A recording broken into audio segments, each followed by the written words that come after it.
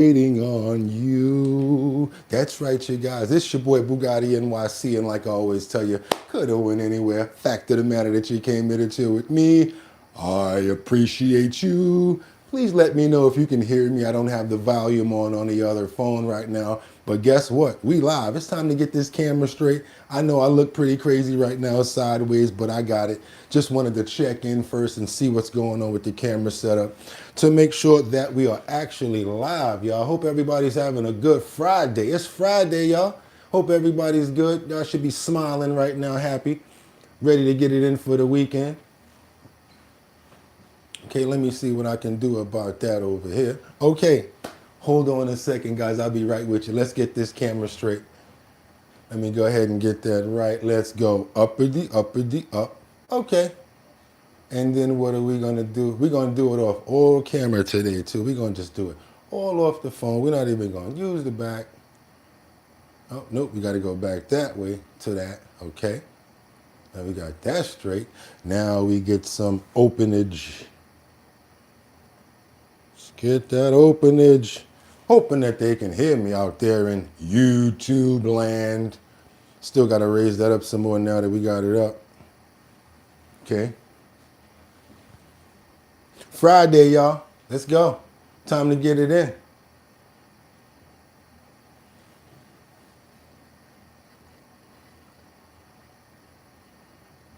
So, there. Let me just go ahead and use the camera in the back. Yeah, let me just use this because it actually does help me out a lot more. And yes, you know, we always leave a little skin in the game on top up there, but it looks like we need some more skin in the game up top up there. So yeah, let's see. About right there is where we normally have it, I think. Where Batty Land at? Where my Batty at? Where my Batty? Audio is good. Thank you so much. I know. And we're getting this video straight too. Is it okay if I get a little bit on the top, Batty? Can you just see a little white strip? Is that fine? I really like it like that. I don't like the big white gap. I really like that right there.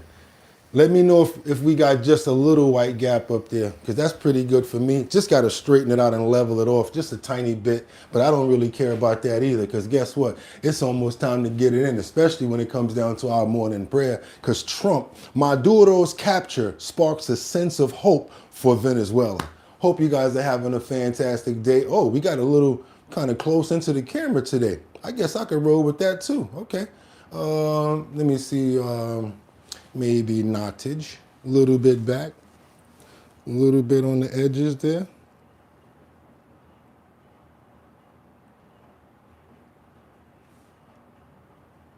Yeah, because the whole screen is knotted, guys.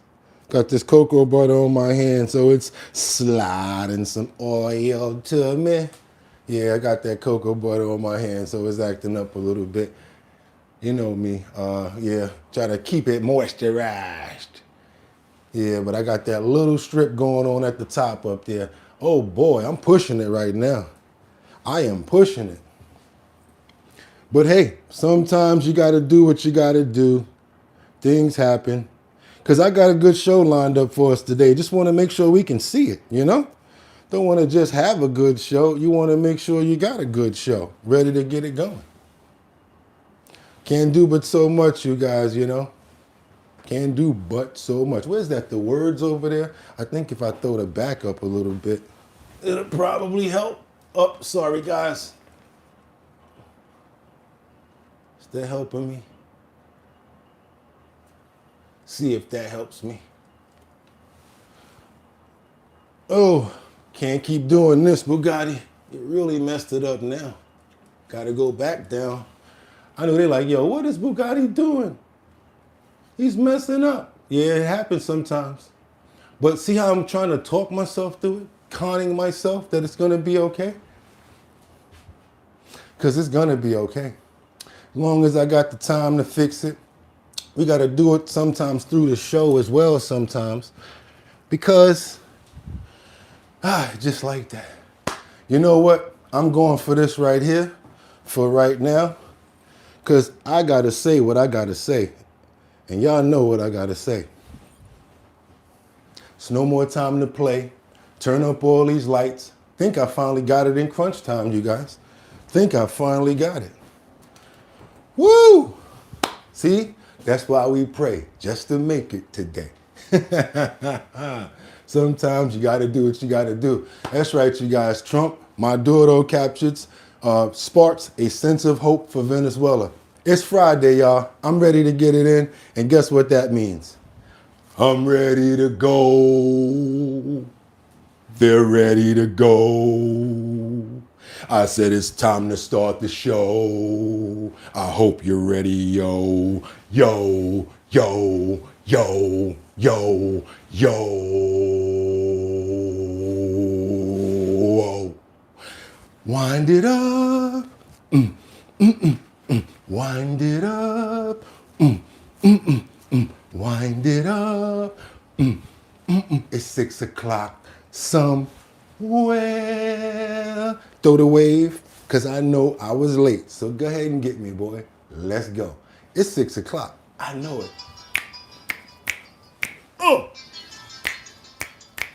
Okay.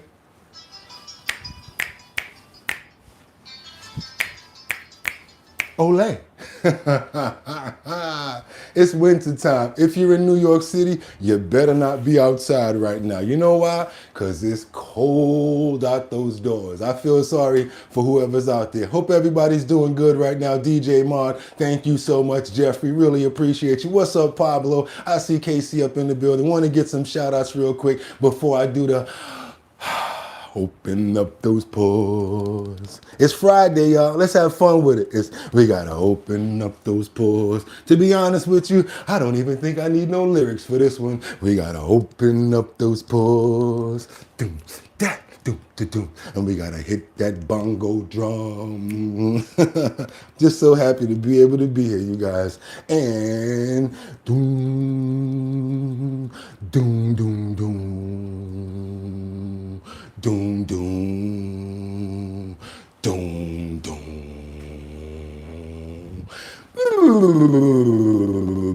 Doom, doom, doom, doom, doom, doom, doom, doom. Can't touch this. Doom, doom, doom, doom, doom, doom, doom, doom. Can't touch this. Doom, doom, doom, doom, doom, doom, doom, doom. Can't touch this. Doom, doom, doom, doom. My music hits me so hard, makes me say, oh my Lord, thank you for blessing with me with mine two rhyming, two hype feet, and it feel good when you know when you're down with the super dope homeboy from the old town, and you know, as such, and this is the beat, you can't touch. Doom, doom, doom, doom, doom, doom, doom, doom, can't touch this. Doom, doom, doom, doom, doom, doom, doom, doom, can't touch this. Doom, doom, doom, doom, doom, doom, doom, doom, can't touch this. Doom, doom, doom, doom. Doom, doom, doom, doom, can't touch this. And y'all know sometimes you gotta just feel it in your bones, especially when you're doing hammer. Can't touch this. Can't touch this. And sometimes you wanna just, if extended version. Bring it back to some R&B. What? Another song? Yeah. Boom, boom, boom, baby, when we're grinding, I get so excited. Oh, how I like it. Drama, I can't fight it. Oh, you're dancing real close. It's real slow. You're making it hard for me. I said, oh, the slow song you selected, dancing like you're naked. Boo, it's almost like we're sexy. That's right. Sometimes you got to be happy it's Friday. You turn up, you do what you got to do, because guess what, y'all? It's Friday and it's time to do what we do. Pump that beat. It's Friday the 16th. That's right, y'all. It's 2026. I'm your host, Bugatti NYC, and this here's our bottom line, where we be talking about this and that and that and this and this and that and that. Where we be talking about this and that and that and this and this and that. Just got me lit. Do do do do do do do do Baby, when we're grinding, I get so excited. That was one of my favorite songs right there, you guys. Of course, Can't Touch This was also one of our favorites, but a lot of people don't want to admit it. Some of you guys were all the way in except for the hammer pants. How many of you guys actually had a pair of hammer pants?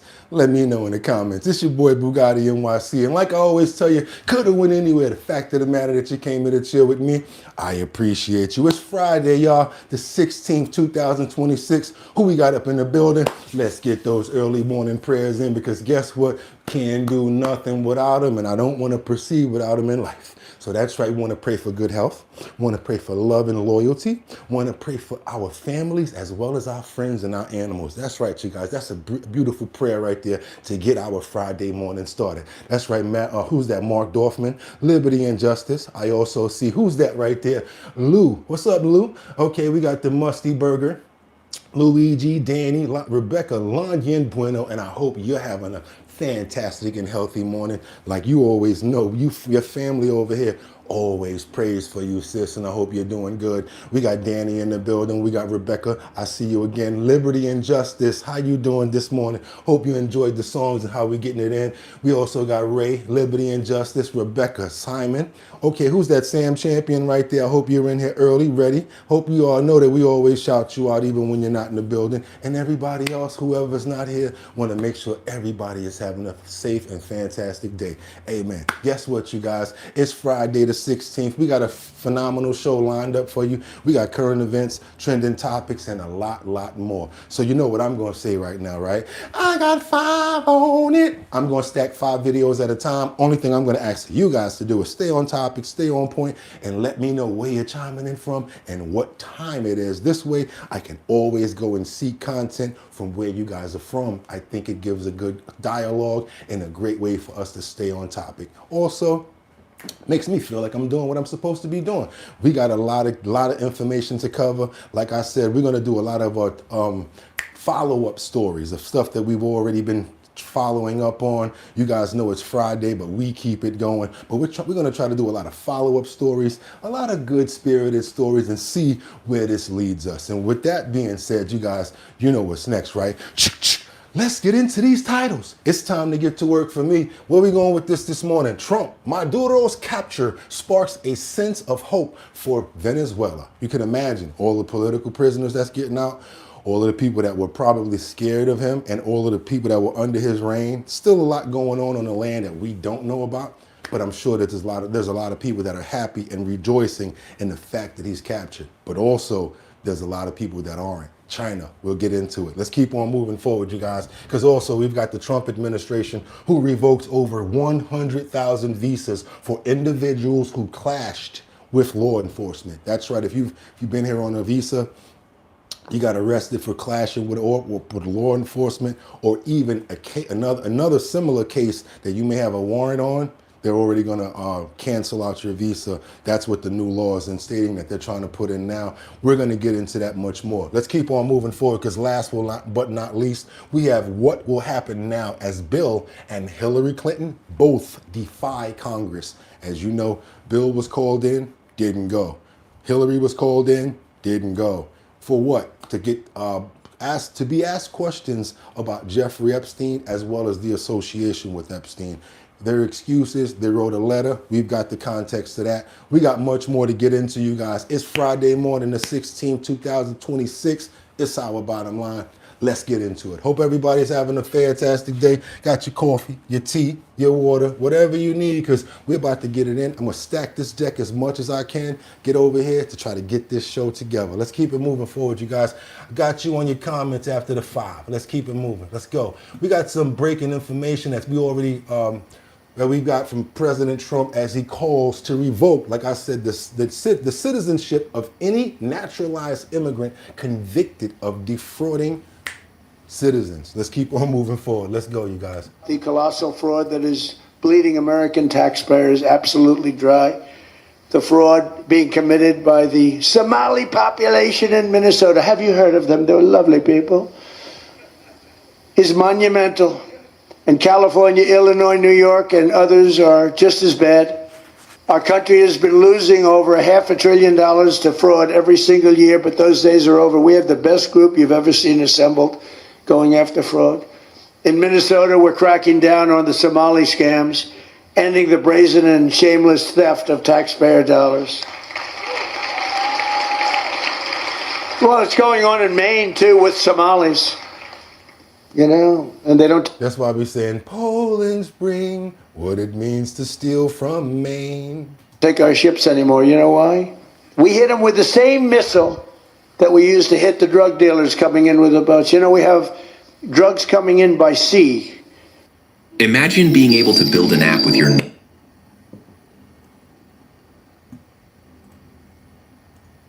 Down 90%. You've seen that? 7%. You've seen that? And we're trying we're really trying hard to find out who the hell is the other 3%. But we have them down 97%. And we're going to start hitting them by land too. The hard part is done. By sea, nobody's coming. It hasn't been great for the fishing industry, however. Those that have a fishing boat, they're having a hard time getting customers. That's but fucked up. you can't have everything. Nobody wants to go in boats. That's messed up, Trump. Nobody wants to go like 25 miles an hour. When you see a boat with 5 engines on the back of it going 65 miles an hour, and it's loaded up with hundreds of bags that you see cellophane with white, typically it's not fishing. How about the couple of submarines we took down? We took out 2 submarines, and the Democrats say they were fishing. No, they were submarines. They were excellent. They build a very fast, it's a drug-carrying submarine. They have a lot of money. And we took them out, and the Democrats claimed that they were fishing. We shouldn't ruin people's beautiful fishing journey. It's unbelievable what we have to go through. It's really a shame, actually. We froze it all, children's payments to those states that we're talking about, and we will now require proof of attendance in order to receive federal funding for child care or any of that. How about all these child care places in Minnesota where there is no children? They go there, they get paid millions and millions of dollars. The biggest operation in all of Minnesota had no children. And we pay millions of dollars. They're scammers. He's talking about the way the parents used to just pull up with the kids, sign them in, and leave, and not even leave the kids at the child care place. And of course, there was a kickback going on with all of those companies that were doing that, paying the parents to act like that they were actually going to those daycare places. Let's get a little more about the 100,000 visas that have been revoked and what it actually means. Let's get into it, you guys. Let's go. State Department officials say they have revoked more than 100,000 visas since President Trump took office last year. The leading causes for the revocations were overstays, driving under the influence, assault, and theft. A State Department spokesman says the revocations mark a 150% increase from 2024. The Trump administration has ruthlessly revoked over 100,000 foreign visas in 2025, doubling that of 2024 during the Biden administration's final year, of course. Trying to act like he was doing something. The revocation of visas followed U.S. President Donald Trump's Day 1 executive order on vetting foreign nations coming into the country.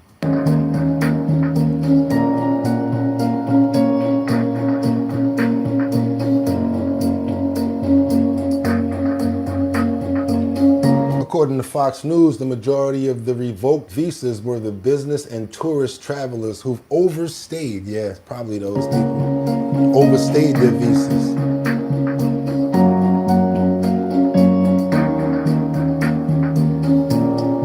Up to 8,000 students and 2,500 specialized visas, however, were also revoked for individuals who had encounters with law enforcement. So any law enforcement encounters, certain ones, like they said, DUIs, any sorts of assaults, and others, they were getting them out of here like, Doom, doom, doom, doom, doom, doom, doom. I know you guys feel a certain way about it. Want to know about it in the comments. Let me know what you guys feel about it. Let's keep on moving forward, because if we're going to go over to Washington right now, or if you got a little bit of information from, it's kind of a mixed bag right now, from Pam Bondi issues a massive warning on wanted man who's now identified as by the FBI. Check this out, you guys. You might be able to make some money. I don't know if there's any sort of reward on this situation, but might be interested in finding out, as we got this information with the police that were clashing with protesters in Los Angeles. Let's keep on moving forward. Open up your screen. Let's double tap that screen and get those likes up. Get more people over here. See our show. Get some news up on some fat on their brain. See what's going on this Friday. Happy Friday, you guys. Let's go. They're prohibited from commandeering local authorities. We do have the supremacy clause. Okay, I get it. You know, taxpayer-funded healthcare, education, and other benefits for illegals in California. We know what Gavin Newsom's going to do. I'm not interested. He's not capable of doing the job. He's too ideologically radical left, and he hates Donald Trump too much. What can this federal government do to protect law enforcement and the people in LA? Sean, what we're going to do is we are going to enforce the law regardless of what they do. Look at it out there. It looks like a third world country, and it's not. It's the United States of America. We are not standing for it. Donald Trump won't stand for it. And something else tonight, look at all those great men and women in the LAPD. We are going to protect them. If they will not protect them and prosecute people that abuse the LAPD in terms during a civil unrest under 18 USC 231, we can prosecute federally people who assault state law enforcement officers with a maximum of 5 years in prison, and we are going to do it. It's really hard to beat a federal charge too. I'm telling you, you better have some good lawyers. That's why when all them people, they get arrested and they be like, no, we're going to federal court. They be like, what? What did I do? Like that lady that was threatening President Trump. Yeah, it's gonna get real for her. She got picked up by the Secret Service. Woo, what's gonna happen to that one? We're going to prosecute them federally. If California won't protect their law enforcement, we will protect the LAPD and the sheriff's office out there. Not only that, we have 9 open cases right now and more to come on assaulting federal officers. The Molotov cocktail cases that you've seen, we've charged 1, more to come, 3 outstanding. The looters, you saw they began to loot last night, going into 7-Elevens, going into drugstores. Typically, you don't charge those, we do. So my question is this, and you're right, I like it too. I like a democratic country to me where people are protesting and talking about things, coming to platforms like ours and debating with civil conversations like you guys are. I like that all the time, and that's why we created this platform. But what about the extra stuff that she's saying? I have a question when it comes down to the looting. R1C Harris, let me ask you a question about the looting part, R1. Not trying to call you out, but I would like to know your opinion on, do you agree on the looting part? I think it's like probably a faction or a certain amount of people that are going in there and using that to do the other stuff personally. What do you think? Let me know. Let's keep on moving forward. Under federal law now. Under the Hobbs Act, we are charging robbery. You loot a business in California, you are looking at maximum of 20 years in prison. You spit on a federal law enforcement officer, no more. As President Trump said, you spit, we hit. Get ready. If you spit on a federal law enforcement officer, we are going to charge you with a crime federally. You are looking at up to 5 years maximum in prison. The cinder block case, Sean. Remember that case? We have breaking news right now. The case where the guy was breaking up the cinder blocks and he was throwing them at the moving cars. You guys remember that? We saw that probably about 6 months ago when they went to that farm and then people got mad outside and was fighting back. At police cars. The police officer, the federal officer had injured his hand. He was wearing a mask. The FBI has identified him. Bill Isaly, our incredible U.S. attorney out there working with ATF, DEA, and the FBI have been doing a remarkable job. That guy has just been identified, and they are doing a search warrant on his house as we speak. Got him. Come here for a minute. Let me talk to you for a minute. Watch your head. But I was just, yeah, we know what you was doing. Yeah, we know what you was doing because we got you. Doom, doom, doom, doom, doom, doom, doom. Keep on moving forward, you guys. Double tap that screen. Who's that? Miggity Mark. What's up? Liberty and Justice. Everybody getting shout outs from Miggity. What's going on, Miggity? How you doing this morning? China. You know what's going on with that, right? Because of the fact that Venezuela had a certain deal going on with who? Iran. And now, because of what's going on in Iran, our President Trump has said anybody who's doing business with Iran is going to have a 25% tariff on anything that has to do with the United States. China's not too happy about it. Let's see what they have to say about that when he just, well, that's something that he's basically said, but we want to know what China has to say in response. Welcome back. China is now threatening to retaliate against President Trump and the U.S. after the president announced a 25% tariff on any country doing business with Iran. China has been the top buyer of Iranian oil for years, buying at least 90% of Iran's oil exports, roughly worth $2 billion a month. Damn. Beijing claims its annual trade surplus hit a record $2.2 trillion last year. Despite ongoing U.S. tariffs, China's exports were up more than 5%. Imports were flat for the year, according to the CCP. Joining me now is Gatestone Institute Senior Fellow Gordon Chang. Gordon, great to see you. Come on, Gordon. Let's talk about the money. We rock with Gordon. Hey, Verizon, y'all said that y'all was your good. thoughts on the president's tariff on countries doing business with Iran. Obviously, China is front and center there, and now it claims it's going to retaliate. Come on. What President Trump is doing with the 25% tariff is absolutely necessary. We have an Iranian regime that is killing protesters. We don't know how many, but it's now in the thousands, probably 10, 12,000. What? So something had to be done. And clearly the Chinese were violating sanctions by buying Iranian oil in great quantities, 80% last year, 90% the year before. So this is important. It's a demonstration of political will. And it's a test that President Trump is going to have to actually pass, because a lot of people are saying that he is going to flop on this. I don't think so. I think President Trump feels that this is important, and he's going to do what he does, and that is exert American power for the good of not only the United States, but the rest of the world as well. Yeah, I mean, it's interesting because this entire uprising by Iranian citizens on the streets of Iran is also clarifying and crystallizing the relationship that Iran has had with China. And it's clear that these two are in step, aligned, even as Iran is a bad actor on the global stage, by the way, as is China. Yeah.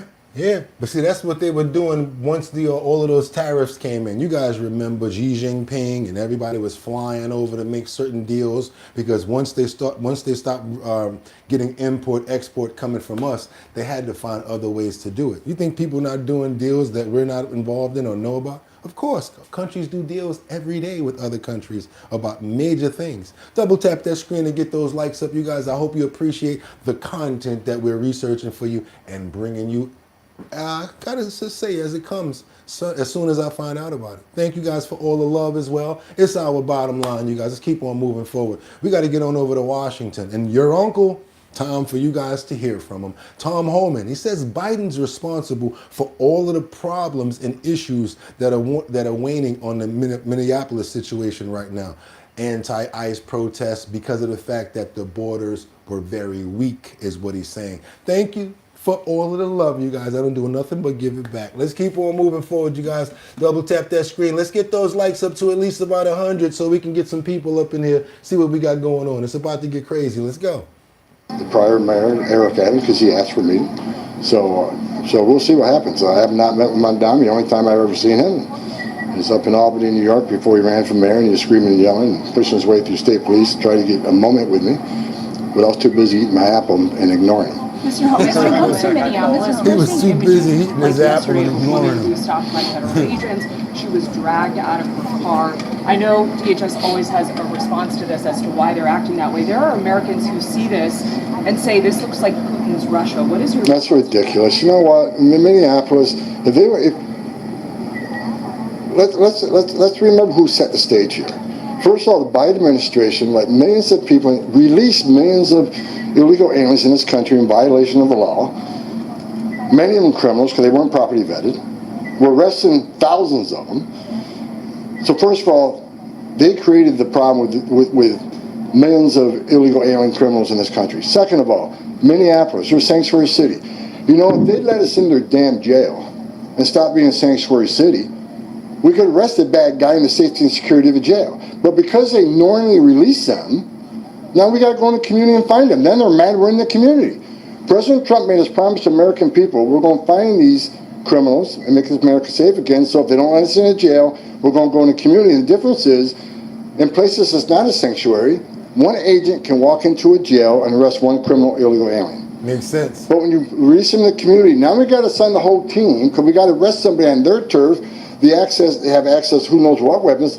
It makes it dangerous for the officer, makes it dangerous for the alien, and certainly makes it dangerous for the community. So if Minneapolis wants to help, like I saw Mayor Frey doing an interview this morning, let us in your damn jail. What's the downside of letting a federal law enforcement officer with the immigration authority talk to an illegal alien that you already locked up and put in a jail cell? It's ridiculous that they're pushing back on that.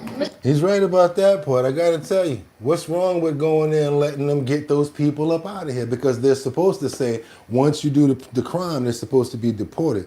Why are they not being deported after they're doing all of these crazy crimes? I don't understand. They do 10, 15 years. Next thing you know, just let them right back on the street. What do you think that they're going to do? That's all they know how to do. Oh, I'm going to automatically turn my life around now.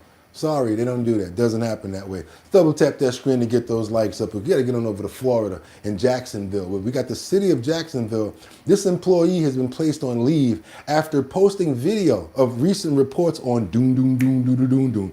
ICE agents. What do you think about this? Because she's so very adamant about giving her message out. Want to know what you guys think about this? I think that when you're in a position that has to do with, like, you know, the government or the city, you have to be very careful. You have to walk a fine line when you're an employee. So let's keep on moving forward, you guys. I want you guys to see this. Tell me what you think about this right here. I want to open this screen up and make sure we got this open very wide before we go any further, because she's very emotional. Comply.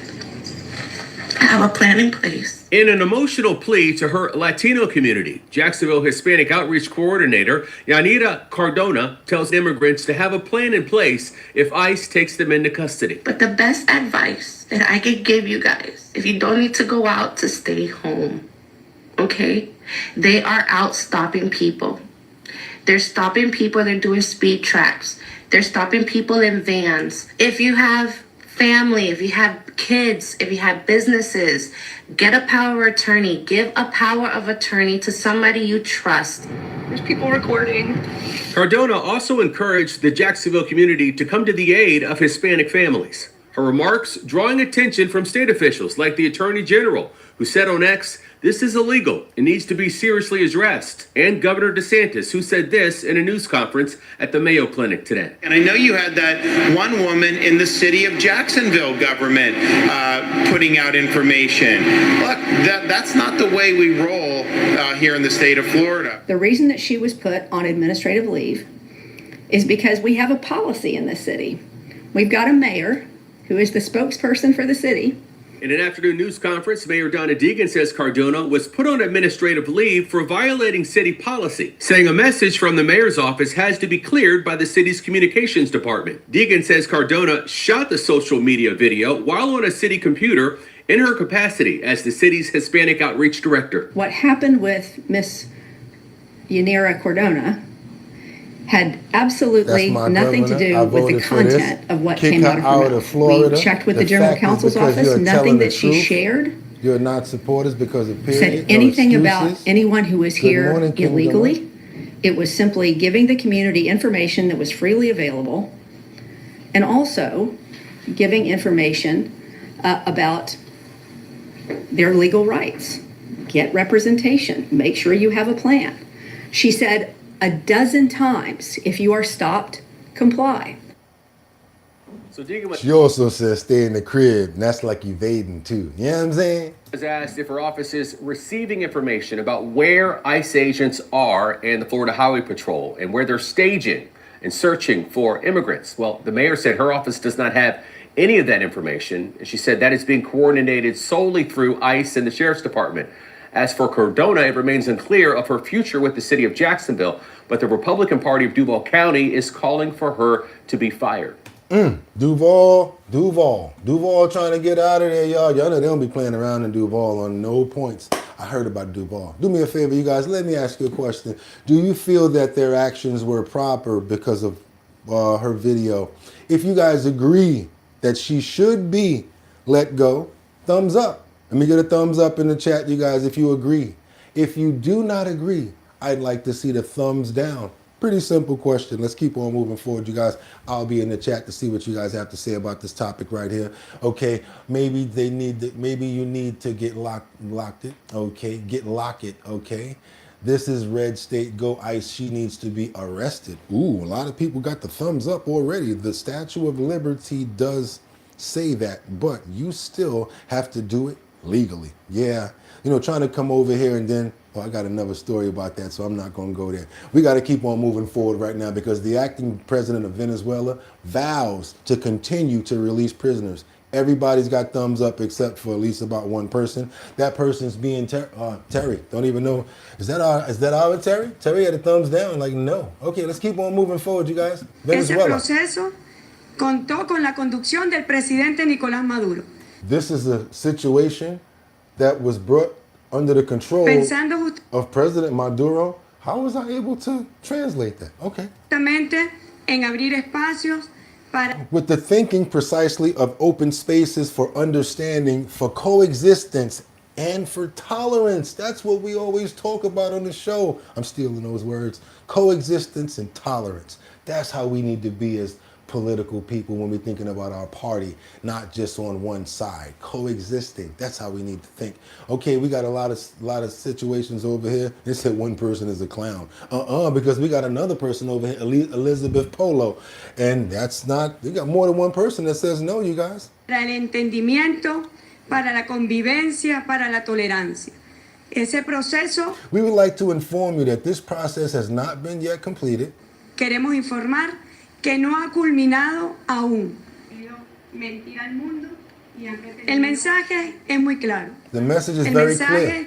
Es una Venezuela. Venezuela is opening up to a new political era, one that allows for understanding.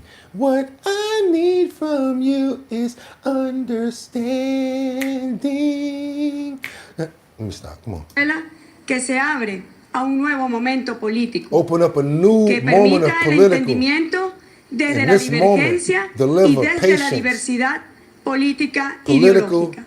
Pero debe ser con respeto. Must be done with respect. Debe ser con respeto hacia los derechos humanos. Yeah, human respect, human rights. Los mensajes de odio, intolerancia. The message of hate, intolerance, and acts of violence will not be permitted. Will not be permitted. I want her to stay the president. There you go. Las acciones de violencia no serán permitidas. Get him! You know what I'm saying? Let you borrow to get him as you step off. Get him! I like that because it sounds like something really good for the Venezuelan people. Now, if they can start to fortify their own population, start to do stuff in industry, get their population going, oh man, that'll be beautiful. You guys, double tap your screen. If you're happy and you know it, clap your hands. Because I'm happy that Venezuela's got their stuff together. Real talk, you guys. I'm happy about that. Can't even front. Let's stay in Venezuela right now because there's a sense of hope since Maduro's capture has been brought to justice. Now that he's been brought to justice, people in Venezuela feel much better. Let's get on over to this Fox News report and get a little bit more information over here. I think that'll be the map for November 26th. Governor, I can't have you without asking you about South and Central America. You have an incredibly diverse state. Somebody said, that's my governor. There you go. With a keen interest in both South and Central America. What do you make of the arrest and removal of Nicolas Maduro and what happens next in Venezuela? Well, you know, Trey, this has been an issue that's been very personal to a lot of my constituents, particularly in South Florida. Obviously, you know, the Cuban Americans who experienced this with Castro many decades ago, but the Chavez Maduro regime, the junta that governed Venezuela for the past 20 years, destroyed the country, and it produced millions of refugees throughout South America and, of course, some into the state of Florida. And this was very personal. And there was a sense of hope that Maduro is going to be brought to justice. I mentioned that there's federal charges in New York City. That does not preclude the state of Florida from bringing state charges. And so our attorney general is looking at that. But there was a big sense of... So homeboy got state charges that they trying to bring against him too. For what? Bringing in how much stuff they caught that they could tie back to his regime. This dude got some serious problems, and I think that's good for him and great for the country. Joy and relief, particularly in southern Florida, that this guy that had destroyed so many lives was finally going to face justice himself. Ron DeSantis of the great and it's not the same state of Florida, by the way, also served in uniform. Thank you for that, and look forward to seeing you soon.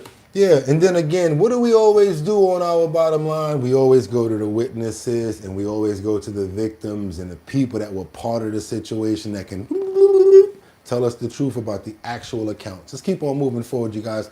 Someone that I ain't even gonna play around with this one because I can't stand her. I'm sorry, I can't even play around and act like I like this person.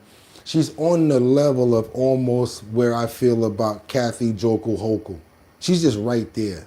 Because of the way that she's just so arrogant about stuff and just shifts the blame and just like, oh man, this person here, she deserves a special place. And I'm not going to say the rest. Washington, let's get on over to Ilhan Omar. She fumes against Masih as reporters question her about Minnesota fraud scandals. Watch this, you guys. I don't know about you, but it's not that many people that make me feel that way. And I don't even know them, but this person here, I got a good sense of feeling. I don't like this person. I'm sorry. Just don't. Sorry. Don't like the policies.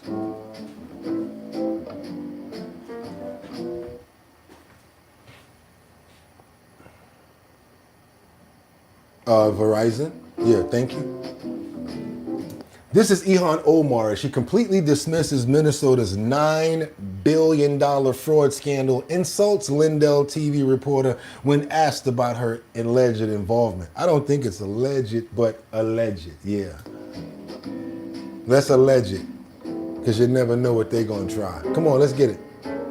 Congresswoman, Republicans have repeatedly stated that you committed immigration fraud. Are you at all worried about a formal investigation that could perhaps lead to your deportation? Well, you're one of those people. What do you mean by that? I don't know what that means, but are you at all concerned? Do I look concerned? Yeah. I guess not. Okay. What about the Minnesota fraud hearing? You didn't show up for that. Do you think you should have? Why should I have? Well, it happened in your state. Don't you want to defend your position? There were people from my state that were there. Okay, but why not you? I mean, there's allegations that you're complicit in the fraud. Wouldn't you want to show up? Why would there be an allegation that I'm complicit? How would I be complicit? Well, what about Tim Wolf? Do you just ask stupid questions? Is this your thing? Ooh. What a bitch. She said, do you just ask stupid questions? Dang, she's trying to get away from that camera, as you guys can notice. She's not really trying to get that interview popping. Hold on a minute, you guys. What we got going on here? Let me try to see if I can get this right. Yeah. Curious to get your thoughts. I mean, there's a lot of controversy around the issue. $9 billion in fraud in the state of Minnesota. $9 billion? You don't think so? Really? Yeah, and counting. Probably more, honestly. You think that's fake news or what? That is more than half of the resources that are allocated. She's laughing. Okay. So you genuinely, your brain has told you that it is possible for half of the resources. I'm just going off of what for our public service to half disappear. You hear this? You hear this? Countless Minnesota state representatives, whistleblowers have come forward. Listen to yourself, though. She literally started laughing about it. I mean, even if you don't like the report or what the question that's being asked, you should still stay government and stay in your position. If you really believe in what you're saying, you're just laughing it off. $9 billion worth of waste. That's half of the budget. It is. I'm Like, trying just to think about that for a second. Maybe if you showed up at the hearing, you would know that Just think whistleblowers about are that being for a second. retaliated against for exposing the fraud. Why is that? Why are they being But tracked and just traced? think about what you're asking. Who is tracing whistleblowers? Minnesota state officials, Tim Walz, anyone who dares to speak out against the government. Tim Walz is doing something to Yeah, whistleblowers? why is Tim Walz stepping down if he's, innocent? Why isn't he running for re-election? Because he's had 8 years to serve as our great governor. He was going to be vice president of the United States if Kamala won. Yes, and he would have been an excellent vice president. now he's stepping much down. better than the person we have right now. No. Now he's stepping down, Ms. Governor. Any comment on that? You don't think he's maybe complicit? He is focusing on trying to make sure our state remains great. Gotta give a shout out to Lindell TV for all of their extra input that they put in and everything. You guys want to see the rest of this? It's Ihan Omar fumes as reporters questions her about Minnesota fraud scandal. This is on Memology 101 and Memology 102. Had about a minute left on it, but we only keep about 2 minutes going when it comes down to content to keep information coming and to keep moving on and to get to that next clip. You guys, if you appreciate that content right there that we just saw, do your boy a favor, double tap that screen. It's Friday, y'all. Just got paid. Friday night. Party jumping. Feeling right. Remember that? Booty shaking all around. Poured one drink. Now I'm getting down. Yeah, but she was dead wrong for that. I got to be honest with you guys. That seems like she was very arrogant. Didn't really care about the replies that she was stating. I think if she really had some real remorse or felt a certain way, even if someone's coming at you sideways, the way that you do it is you keep it professional and you make them look foolish if you think that they're wrong. But she didn't plan to do it that way. Didn't happen that way. Let's double tap that screen to get those likes up. And yes, we got some more breaking information from James Comer as he announces criminal-minded. You've been blinded. That's right. Criminal charges against Hillary and Bill Clinton for not coming to Congress when they were supposed to be deposed. Let's get into it, you guys. Let's see what we got over here. Don't ever let me catch you with a gray suit and a purple tie. You hear me? Don't do it. Don't do it.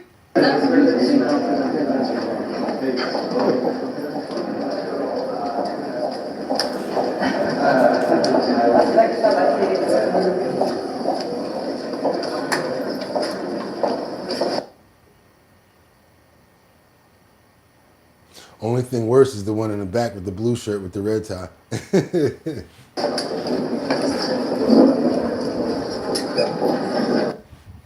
Just not the way you coordinate around these parts. And it's too easy to do it right. Stop being lazy in your clothes. People looking at you. Come on, let's go. Well, here we are again. I don't think it's any secret. Former Secretary of State Hillary Clinton joined her husband in defying a Why does one marry their brother? Good question. Good question. Partisan lawful congressional subpoena to show up today. I think what's most disappointing to kind of similar to Sherman's having relations.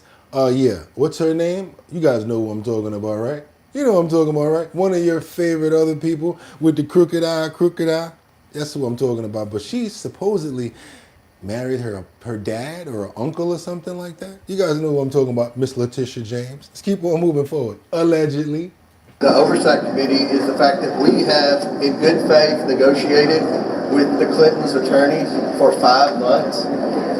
Throughout the past 5 months, they've implied to us they were trying to make a date work. In fact, the last date we had, they notified us 3 days beforehand, said that they would love to come, but they have a funeral to attend.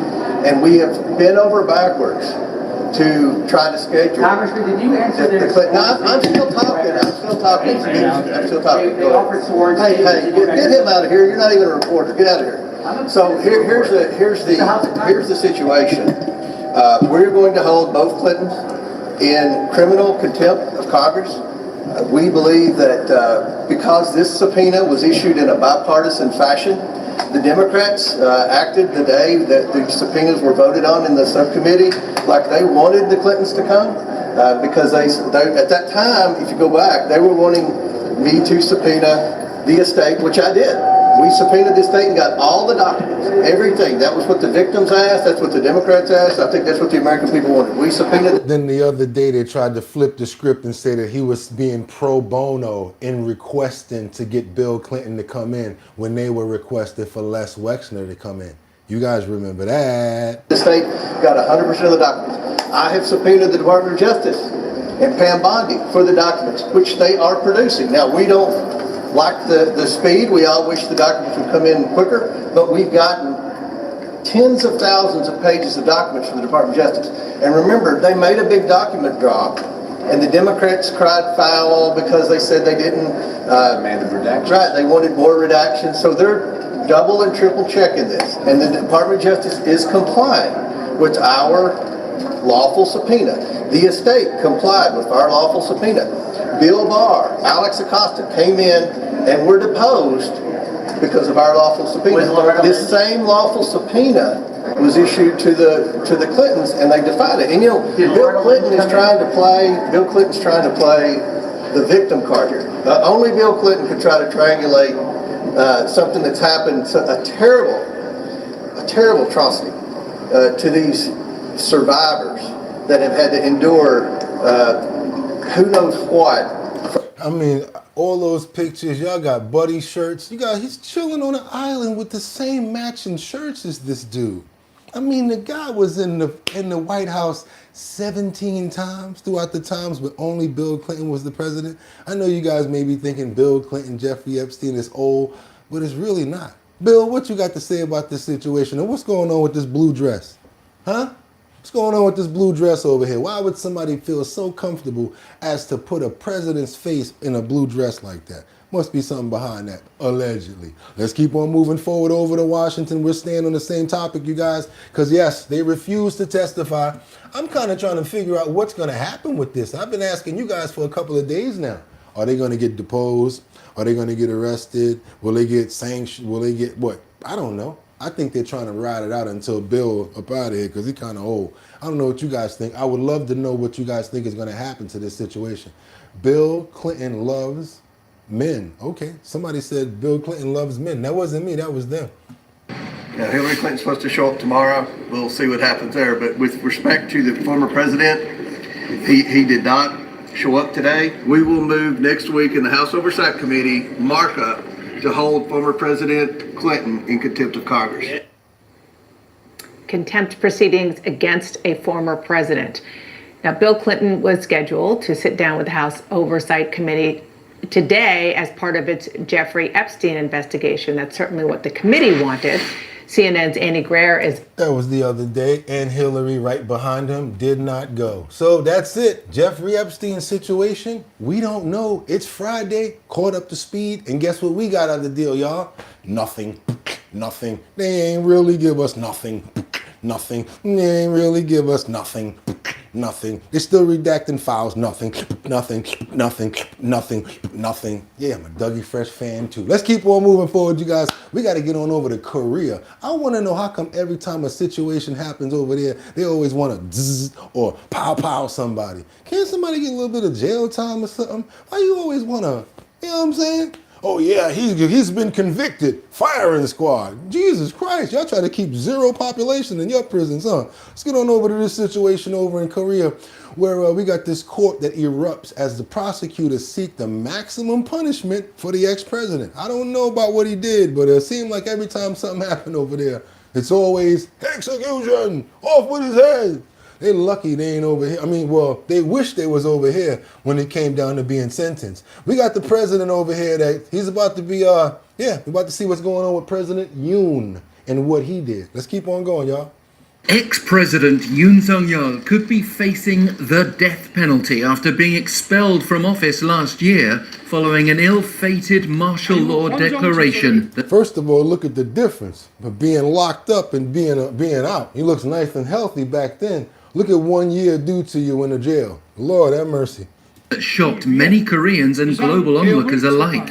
Yoon is accused of seeking to hold on to power through control of the judiciary and legislature. The final hearing of his trial at Seoul Central District Court ran for 11 hours, only wrapping up at 2:25 a.m. Wednesday. And then came the prosecution's final remarks and sentencing recommendation.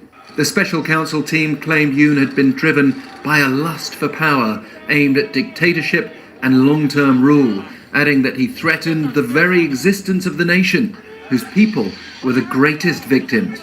As the prosecution called for the death penalty, the court broke into a mix of laughter and protests from Yoon's supporters. It was not a military dictatorship that suppresses citizens, but an effort to safeguard freedom and sovereignty and revive the constitutional order, Yoon insisted, as he portrayed himself as the victim of a purge.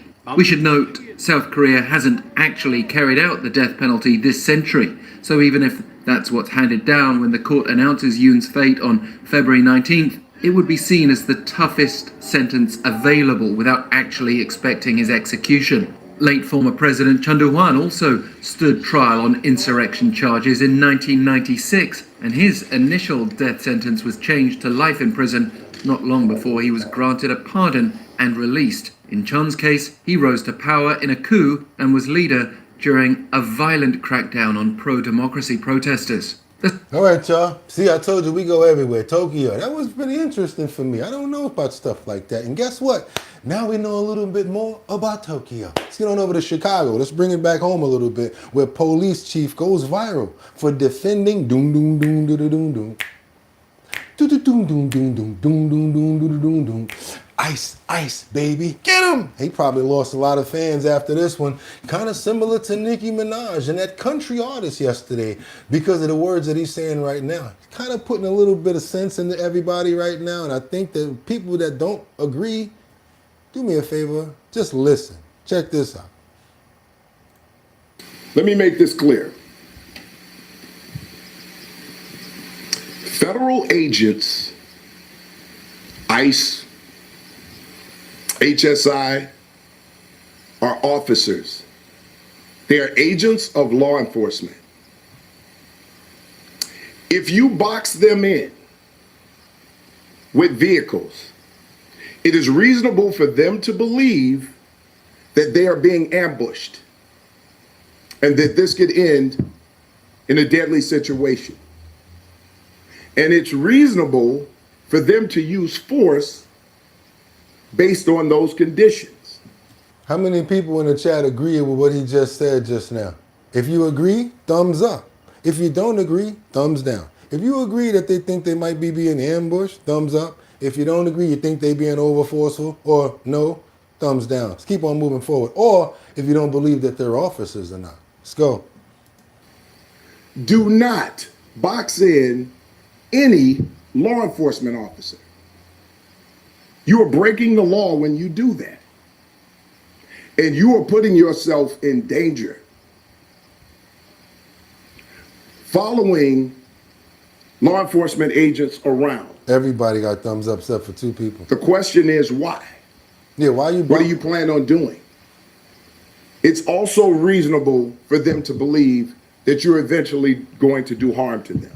Another question, they're following him around, following him by car. I mean, if you really think about it. If you ram any vehicle, especially that one that contains law enforcement agents, and that's any law enforcement, local, state, federal, county, and you do this intentionally, this is considered deadly force. Deadly force is anything that can cause great bodily harm or death. When you plow into a vehicle that contains law enforcement agents, you're using deadly force. And they can use deadly force in response to stop you. We need to be clear about these laws. We cannot become a society where we just decide to take everything in our own hands and start to commit crimes against law enforcement. It is a crime. Out there like this. You may not like what they're doing. I can understand that there's a lot of emotions out there, but that does not mean that you get to commit a crime, especially one that could lead to deadly force. We need to keep everyone safe. I saw a video the other day, this lady yelling at this police, this ICE agent saying, "You're not even a police officer. We don't have to listen to you. You're not even a police officer. We don't have to listen to you." What do you mean? They're still law enforcement. Actually, they're bigger than the police because it's federal. I don't understand people with that. I don't understand what's going on when it comes down to going to the train. Going in the plane looking like Jawakatima. Oh, I got a problem with that too. Totally different situation. But having on a shower cap inside the airport or sitting down even waiting for the plane to come in, this is not the place to do that at, with pajama pants on and all that. And sorry, there's just certain things that just shouldn't play out. Our responsibilities when it comes to federal agents, and I've been asked these questions, we do not interfere with the duties and responsibilities of federal agents. And that's the police officer saying it. So I don't know why people, civilians, they think that they can grab their phone and, "We're protesting because of what we feel. Don't worry about my hair looking blue and blah, blah, blah, blah." They just keep on going because they got a mission and they paid for it too. So they're getting paid to do it. And if they get on camera, they might get a bonus. Let's keep on moving forward, you guys. We got to get on over to Hollywood. Not that Hollywood, but Florida Hollywood, where this brutal road rage of Tizak on a Hollywood man. This fool, I don't even want to say this. He ran over and was arrested. Luckily, he was arrested for this situation, you guys. Do me a favor and double tap that screen. Let's get those likes up. I want you guys to see what's going on. And I think this is in Miami, Hollywood, but I'm not sure exactly. Yeah, Miami, Hollywood. There's more than one Hollywood. You know that, right? This is CBS News Miami. And out the top tonight at 7, a man is in jail after police say he attacked a man at an intersection, ran him over with his car, then left the scene. Tonight, that victim is in critical condition. CBS News Miami's Anna McAllister is your reporter live in Hollywood where this attack happened. Anna, they never fail with the content in Florida, guys. Jim, police say this all happened early yesterday morning. They say it happened right at the intersection behind me at Johnson Street and State Road 7. They say the victim and the suspect, they got into some type of verbal argument when the suspect got out of his car, grabbed a metal object, allegedly beat the victim over the head with that, over the body with that rather, and then took off. Now I want to show you a picture of the suspect. This is the guy that investigators have arrested. This is 35-year-old Enrique Santana, and people who work in this area that they tell me that the victim, he's a man named Miguel in his late 50s to early 60s who was on a bike when Santana allegedly got out of his car, struck him with that metal object, then ran him over and took off. Police say that the victim is now in critical condition in the ICU at Memorial Hospital. Investigators say they arrested Santana around 3 p.m. yesterday in the area of 2100 Van Buren Street. Those who know the victim, they describe him as a well-known and well-liked person in this community. Just know him to be very good to everyone. You say hello to him, he says hello to you. You know, he's just a good person that I know of. You know, I've never, like I said, as long as I've known him, never seen him in any altercations with anyone. That's abuse, regardless of what he did or if he said anything wrong. He's an older man. So what? Let him talk. You know, why are you going to hit someone older than you? You know, that's not right. They don't respect their elders anymore, I tell you that. You know what they say? OG, get out of here. OG, you ain't got nothing to do with this. And the OG be like, you know what? You right. Before, back in the day, you go respect your elders. And then you had elders that raised you up telling you to respect your elders. We don't have that chain of command going on anymore. We got a lot of crack babies with babies out in the street right now, you guys. I'm sorry. Well, they was doing a lot of stupid stuff instead of listening to their moms and good stuff, like the proper sort of upbringing that you and I got. Whole different era of people outside in the streets right now. Just keep on moving forward, you guys. Double tap that screen to get those likes up. And Santana is facing several charges tonight, including attempted first-degree murder. He's being held without bond. But for now, reporting live from Hollywood, Anna McAllister, CBS News, Miami. Oh God, Miami, y'all gotta do better. Do better. I don't even want stories like that, but I do want to pray for the person who got jammed up in this situation and hopefully has this 100% recovery, because you never know how bad this assault can be, you guys. You never know.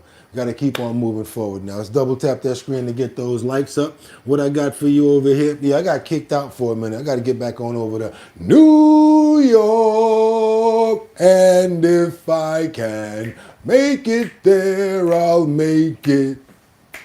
Anywhere, it's up to you. New York, New York. But not in Manhattan.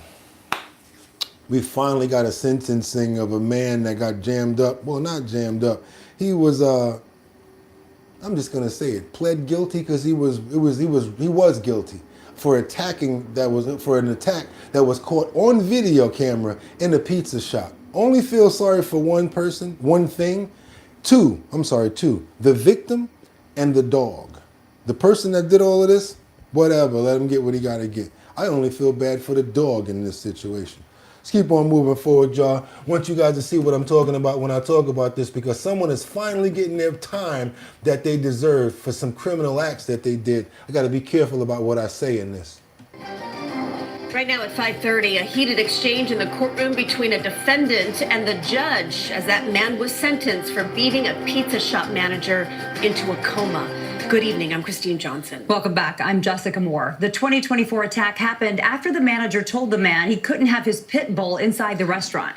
Now, I know you love him because we do too, but come on, bro. Like, if they tell you can't have a dog in there, don't bring the dog in there. If you want to bring a dog inside of a location, he should have on a service vest, and you should be able to get him through the courses of going through all of that if that's what you're looking for. And how about the first thing? Put a leash on the dog, because now this is just a perfect example of a bad owner. Because another thing, you're supposed to be worried about if something happened to you, what's going to happen to my dog? Could have just took that pizza, went outside, ate it, gave a piece to the dog, and you guys would have been happy. Now look.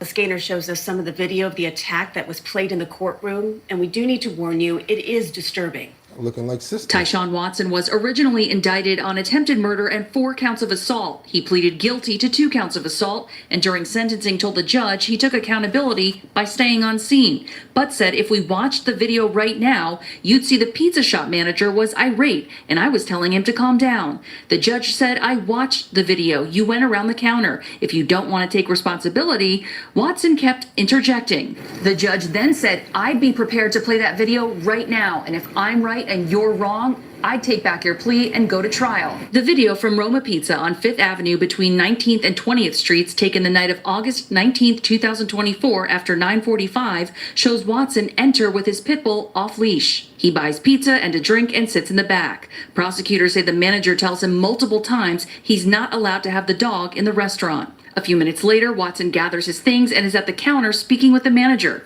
He walks around the counter and strikes Zachariah El Sharif, known as Zach. The brutal attack, which included the dog biting El Sharif, lasted around 4 minutes, as prosecutors say he pleaded with Watson to stop. When he attempted to escape, prosecutors say Watson put him in a chokehold and tackled him to the ground, stomping on his head. Watson walked back in and sat in the dining area until he was arrested. El Sharif was unresponsive, in a coma for 2 weeks, treated for 2 months in the hospital for bruising, bone fractures, and a traumatic brain injury. They say he made a miraculous recovery. The judge turned back to Watson and asked a series of questions, trying to decide if he was remorseful. Watson, who says he was intoxicated that night, said he had a ton of remorse. The judge called Watson's actions heinous. She sentenced him to 17 years in prison, saying that whenever he had a parole hearing, I'll use everything in my power to make sure you stay in the entire 17 years.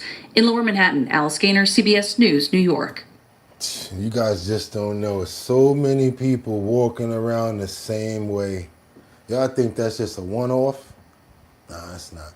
It's really not. I had the same type of incident happen to me. Minding my business, somebody walked by me like, yo, you got a cigarette? I'm like, I don't smoke cigarettes. What you mean you don't smoke cigarettes? I'm like, I don't smoke cigarettes. Next thing you know, we get back into it, back and forth. Big incident in the street, me and him going back and forth. They're like, yo, shorty, knock that nigga out. I'm like, I know, knock that nigga out. But I'm like, yeah, because if you win in New York, you lose in New York. 'Cause now they're going to come get you. What happened? You'll go to jail for defending yourself. So it's not worth it sometimes. I used to get into it a lot. A lot of times minding my business too.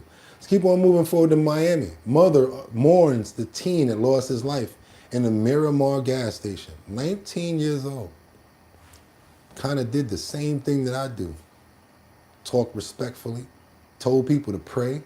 I don't even understand this one here.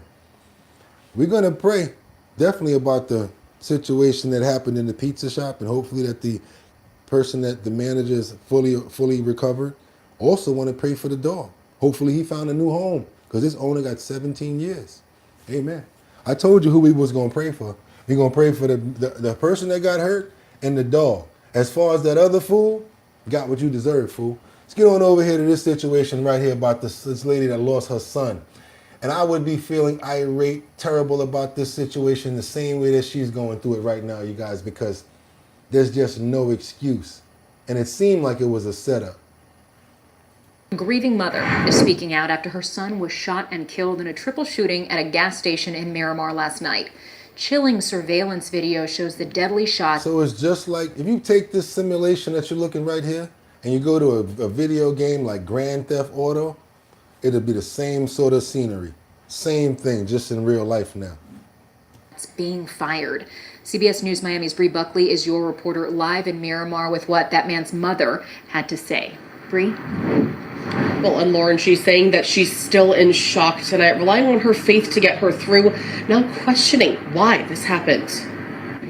I try to look at myself like a FedEx delivery driver. You know, if you a thug, you a gangster, man, you go, man. Jesus Christ, man.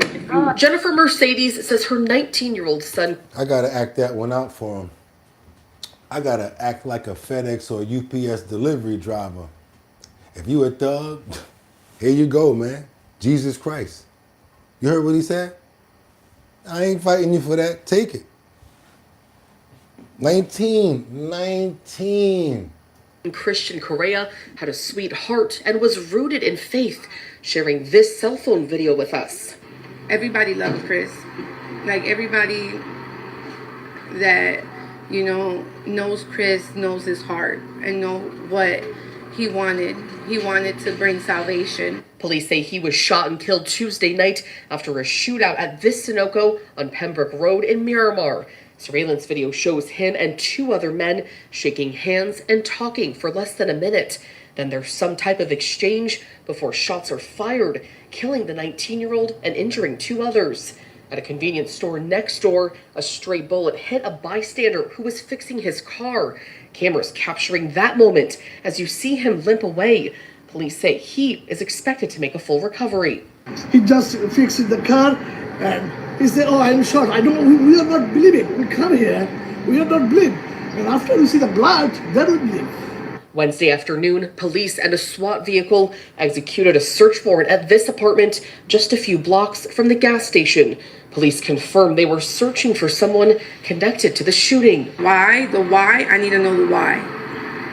I want to know why. Christian's mom is now demanding justice, saying her son was set up and the surveillance video tells the story. And I really don't want no mother to ever go through this. Like, it's something, you know, that it was more provoked than accidental. So there was no accident here. So that's why I want justice. And I just got off the phone with Miramar police about 15 minutes ago before we dialed into this live shot. They tell me there still have not been any arrests, so that shooter is at large. They're saying if you have any information to call Broward County Crime Stoppers. Y'all heard that? No arrest been made. He's still out there moving around. Still out there at large. That means, oh, let's look for the video. Let's do this. Let's do that. Meanwhile, Christian is no longer with us. Want to pray for his soul, as well as his family, as well as anyone and everyone affected in this tragic situation. And Lord, please, let's keep on covering us so that we will not be having to face terrible tragedies like this. And thank you for making us and helping us get this far with every day that you cover us. Amen. Let's keep on moving forward, you guys. And like I said, when you know that there's no police, this is what happens. New York, perfect examples. When you know that there's no police, this is what happens. Police are looking for a group of thieves who pulled off quite the brazen robbery in Manhattan. Yeah, you have to see the surveillance video. It captures the moment armed robbers, they burst into a Pokemon store in the meatpacking district. Just doing this, breaking the windows open, boop, boop, boop, boop, breaking the windows open, boop, boop. Even if you call them, they're going to put you on voicemail. Oh yeah, and ask you all these stupid questions. And you think you're going to be able to call them while that's going on? Because you're probably scared to death. And these fools is in a card store doing this. Started smashing display cases and grabbing items. The store owner says that they made off with more than $100,000 in merchandise. So let's get to Eyewitness News reporter Jaysha Patel live for us right there where the store is with the latest. Jaysha, no one was hurt, right? He said no one was hurt, right? I'd rather be hurt, losing $40,000. Yeah, I got a sprained ankle and this and that, but I was able to get them from getting, you know what I'm saying? Something like that rather than, I don't care about nobody being hurt. Somebody messed up my dough. Ain't no insurance for this.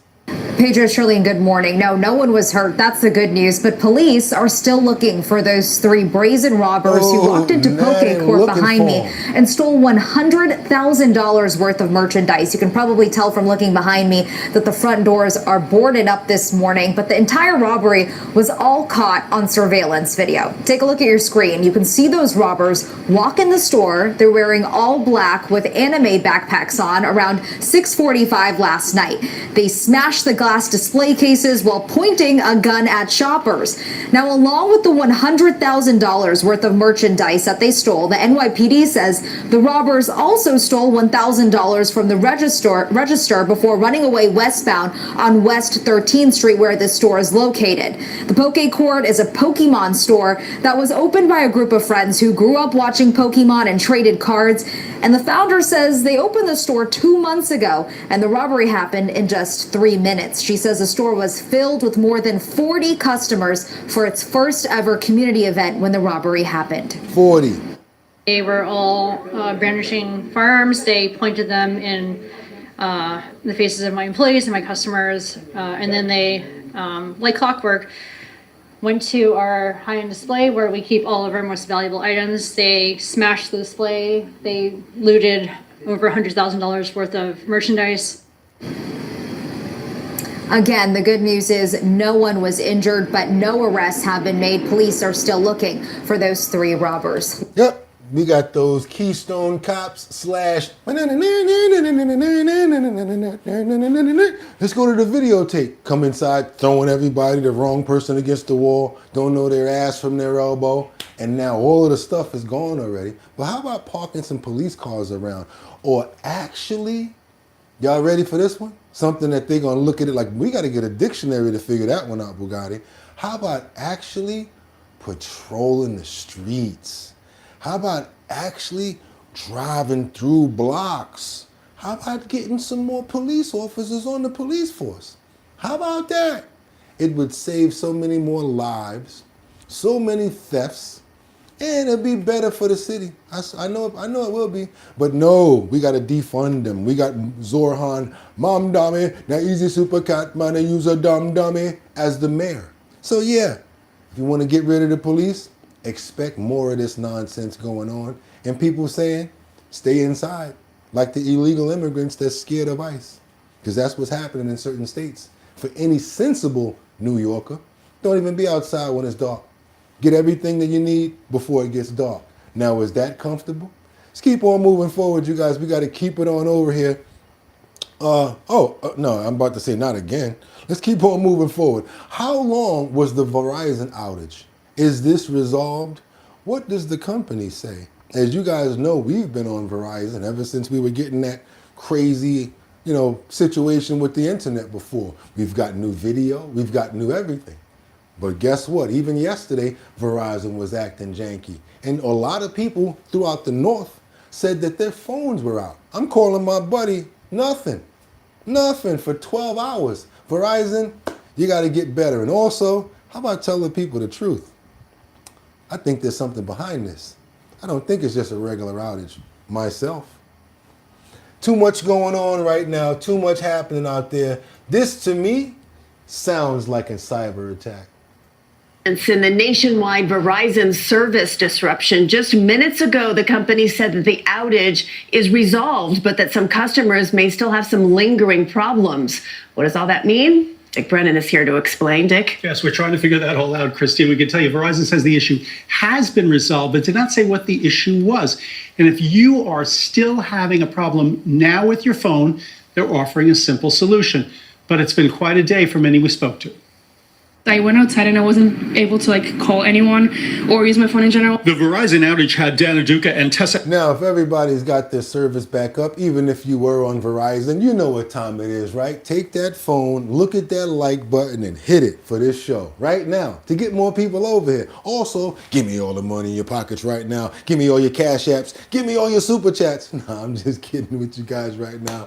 But I would like to get hit with those likes like it was a real snobbery. Come on, you guys, show your love and appreciation for the show. It really gets more people over here when you hit the like button. It's not for me. It gets more people over here. How? YouTube sees that. They send up a notification like, hey, they must have a good show going on over there. Gets more people to come over. And then in the comments it says, what's going on over here? Once they see the show, they get a chance to see what's happening and they have a chance to stay. It's a full circle. That's why I want you guys to go ahead and hit that like button. And if you haven't become a member, what are you waiting for? We're trying to get to 70,000 subscribers and we're right there at 63. That's right, I'm optimistic. And also, last but not least, again, hit that notification bell right there so that you know when we're on. Let's go, let's get it. Our karma feeling, well, disconnected. It's just weird because we're so used to being on our phones, but not anymore today. Withdrawal, is that what it is? Yes. Charlotte Kim struggled through the day. What was it like with the phone today? It was a bit annoying. I mean, I was at home most of the time, but when I was out, I walked across the city. Some parts, it just shut off. Sometimes it was working. Couldn't predict it. Many were left with just an SOS on their phones. Matt had to manage his own fix. You were having a problem? I did earlier today, yeah. And what'd you do? I just restarted my phone. Somebody said T-Mobile don't give me no problem except for the bill. I'm a T-Mobile guy too. They always find a way to hype your bill up, don't they? You want a new phone? Next thing you know, well, we're going to add it every month. I know what you're talking about. He said he reset his phone, but that does not mean your service came back on, sir. Probably were able to still stream and get content and stuff like that to go on the internet, but you probably were not able to make calls. And that was it? It worked. You can hear my music. If it works, it works. Yeah. But it wasn't that simple for most people. The issue started around noon and peaked in the early afternoon. Some had to borrow devices from people with other carriers, or could you imagine, use something called a landline. It did not happen on no 12 o'clock noon. I don't care what nobody's saying, because before we started the show the day before yesterday at 4 o'clock, it was acting up. We've got Verizon. Tell the truth, Verizon. It started the day before. It started at 4 o'clock in the morning, somewhere 4 or 5 o'clock in the morning. I was up. I know what's going on. I think it's another reminder that these networks are more fragile than we think. Lance Ulanoff is editor-at-large at Tech Radar. He says there needs to be more work done on systems overall. We've seen this time and time again. We've seen it both with cell services. We've seen it with internet services and backbones where something is done and it breaks and it is a cascade effect. You know, the redundancy of these systems is still probably not where it needs to be. And an outage can affect more than just your cell phone. New York City Emergency Management has to assess impacts all around the city. We use these incidents to actually practice for when something more consequential happens. Okay, y'all keep on doing that. I'm gonna have a conversation with Elon and see if I can get Starlink, because I'm tired of the BS. I don't know about you guys, but I heard that Starlink ain't no joke. And if it can work while Will's noise is going on and the internet is shut down and all of these places, I'm working to get Starlink. A friend of mine has it for the internet and never has a problem. I see people in the comments talking about Starlink right now. Go ahead and double tap that screen to get those likes up, because now we got to get on over to South Carolina. Anybody ever hear about dragon's breath? I'm not talking about your friend that got hot breath and can burn the side of your face if they're talking. I'm not talking about that person that be like, hi, how you doing? I'm not talking about that person. I'm talking about another version of dragon's breath. It's an ammunition that's used in an Ilsnam bush in Greenville. An officer, check this out, an officer got hit with this. I got to be very careful about what I speak about. When it comes down to certain topics, I'm going to let them say it. This way they can get you everything. Closer look at the ammunition used in the ambush of a Greenville police officer on Sunday morning. Authorities say the suspect fired at the officer while he was sitting in his patrol vehicle. 70's Lauren Miller spoke with a gun shop owner to learn. And this is a follow-up to the story that we showed you guys the other day when a police officer was in the parking lot and the car came around and powdered him. This is the follow-up. More. What's typically a center for safety turned into instant chaos. This is video of the parking lot at the Greenville County Law Enforcement Center off of McGee Street. Agents with the State Law Enforcement Division say 42-year-old David Lane ambushed the officer, firing at him. But the type of ammunition that was used is what we asked gun shop owner Kellett Stevens about. SLED says Lane used incendiary ammunition. Basically a white phosphorus that ignites. Similar to a firework, it's also known as dragon's breath ammunition. It's been around since the mid-'80s to my knowledge. I mean, I remember hearing about it as a young man. It gets really hot. Take a look at these photos of the patrol car. Part of the door and mirror are charred. I would say somewhere in the 1,500 degree neighborhood. Notice the several holes in the car too. Stevens says that's because the ammo sprays out when it's fired. What it looked like was that the majority of the burn was almost like contact, just a few inches from where the shotgun was, and that would have been the blast of the dragon's breath. And then obviously the buckshot that is inside of it, the metal balls inside of it, would have been the dangerous part about the shotgun. But why would anyone have or use it? It's a novelty. It's not a practical application for anything. You don't hunt with it. Nobody would use it in a home defense Trying to make a situation, statement. obviously light their house on fire. Because it's mainly used for show. Show up in a movie or in a television show. It'll crop up somehow on social media. Stevens says someone would typically buy it online or at gun shows. And every so often, people do call about it. But he's never sold it and says he never will. I don't want to be involved in it. You know, there's certain products that we don't sell because we don't want that crowd. SLED continues to investigate this incident. The Greenville County Sheriff's Office plans to release more details during a critical incident community briefing. That's on February 25th. I believe in American gun ownership, by the way, you guys. I believe that if you are an American and you're legal, you should be able to be still snapped up. That's right. Also, I like his principles. He's like, I don't need something like that. What is it used for? He said it's used for props and stuff like that. Nah, I'm not interested because it can really hurt somebody and damage life. You guys, do your boy a favor, double tap that screen. We got to get on over to Florida. Stop letting your guard down. Just want to say that. This man/monster is now been arrested. Watch your head. And he's been accused of something very heinous that I've been talking to you guys about a lot now. I'll be honest with you. I've been talking to you guys about this a lot. And it's been about having people that have mental issues around you and around elderly people in your family. Thank you so much for the love. I need those hearts, just to let you guys know.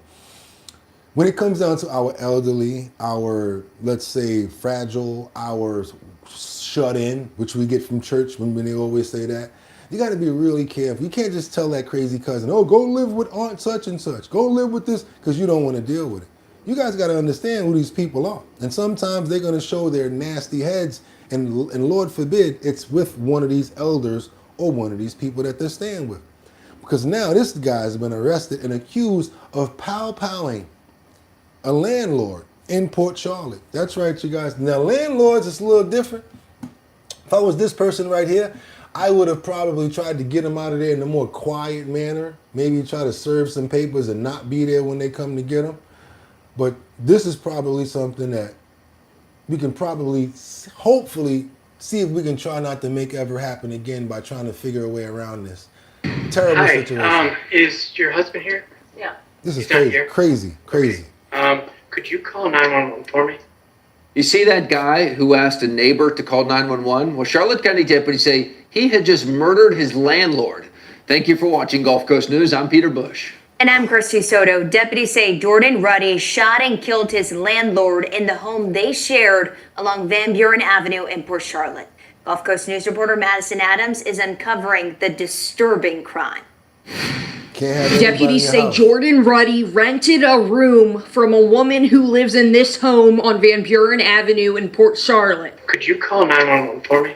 On Wednesday afternoon, Charlotte County deputies say Jordan Ruddy knocked on his neighbor's door asking for help, calling 911. He just came over to my house to tell me she came to him with a gun, and I guess she was shot. He changed the story like 3 times, I think. Telling dispatchers his landlord, Ileana Martinez Castillo, pulled out a gun and it accidentally went off when he took it from her. Their deputies had like the rifles out pointing at the house in question. He was staying next to me and my neighbor, just chit-chatting like it was nothing. I mean, he was very calm. Deputies found the woman lying on the living room floor. They say she fought back. Ruddy was taken to the hospital for scratches and bite marks. Later arrested for second-degree murder. Detectives say he told them he kicked his landlord, shattered her teeth, and when the victim pulled out a gun, he took it from her and shot her in the face several times, even after it malfunctioned. Also telling detectives he thought his landlord was dead for days and he freaked out when she walked out of her bedroom alive. Deputies say she was trying to evict him. Days prior, there were police officers,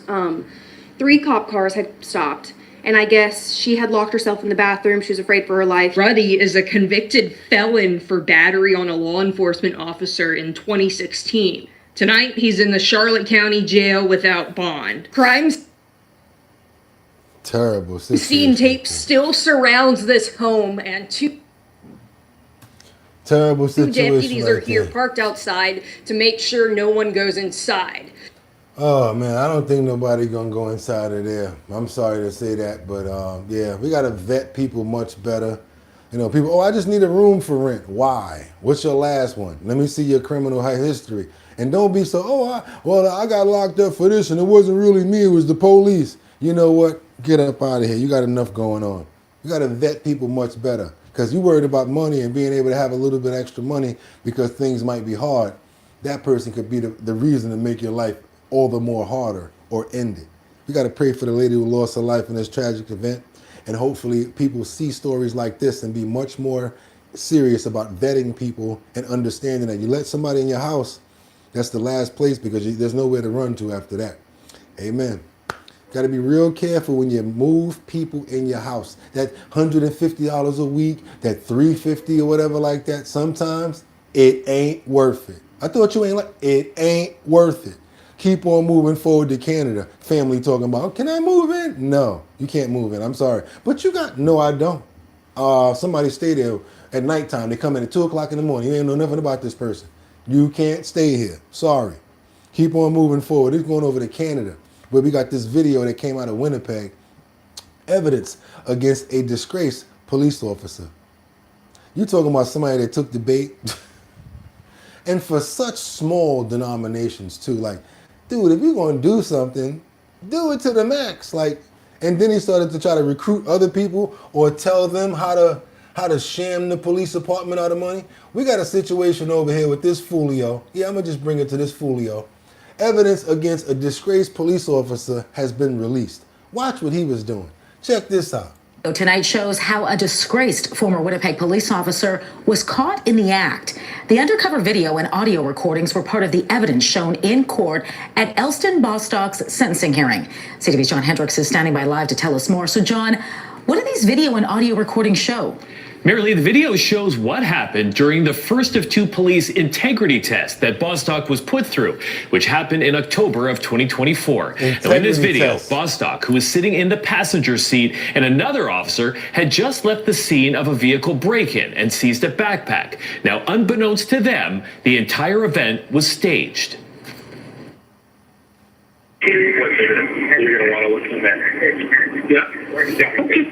Let's go around the corner. Yeah. Oh, yeah. No. Yo, did you look inside of there? No, I didn't. Let's go around the corner. Okay, not here. Not here. It's not here. No. Not here. Let's split here. Let's split here. Going to see what the effing camera situation is. Here, let's split here and let's see what their camera is. Yeah. Yeah, there's a fanny pack. Yeah. There's a fanny pack in the bag. Uh-oh. In the bag? Yeah. You'll be a guy. I'll be a Pretty sure. Pretty sure. Are you big city guy? I'm pretty sure you're gonna like what's in there. I purposely did. He said, I'm pretty sure you're gonna like what's in there. I purposely didn't take it out of the fanny pack. Okay, this is them two talking amongst each other. Take it out of the fanny pack. I just opened it up, and you're like, yeah, he's gonna like that. And I just. And you know your partner, because he even said it. He's gonna like that, and I zipped it back up. See? It back up. You're like, I never signed. Another video shows what happens next as Bostock goes to the trunk and rifles through the bag, pocketing $75 in cash and some inert drugs, which were made to look like Xanax pills and meth. The pair then return to the cruiser, divide up the cash, and discuss how to spend it. The other officer is also facing breach of trust charges as a result of the integrity test. Another audio recording presented to court shows Bostock coaching a fellow officer on how to have someone's traffic ticket dropped. Take a listen. I told him I know you, so like if he could go and just say, yeah, I plead guilty with an explanation, right? Yeah. And then you guys go to court, you show up and you say to the Crown, like, yeah, you know what, I found out stuff that came to light later. He had an explanation. Like, I just like to drop the charge. I just like to drop the ticket. I've never done that before. I've done it, and it works, believe me. Because they got such a caseload that they don't really care. Now, today we also received the results of a psychological assessment that Bostock underwent in November of 2025. In it, the psychologist says Bostock was cooperative and polite and became tearful when discussing his family. They say that he has a history of mental health and substance abuse problems, which were compounded by the considerable stress that he was under due to pressures from his job and custody issues with one of his children. So why is he a police officer if he got all these mental issues going on? We ain't buying it. Stop it. If you think you're going to make a profit, stop it. If you think you're going to make a profit, we not buying that crap. Every time they get caught with their hand in the cookie jar, they always say, oh, but I had such a rough upcoming. It was so hard for me with my upbringing. And you know, I'm sick. I got these issues. So what you doing being a damn police officer then? We got people like you out here serving and protecting. Let's keep on moving forward, you guys. Let's get on over to Edgemont, where this attacker's criminal history comes up. I'm actually glad. Oh, this one here.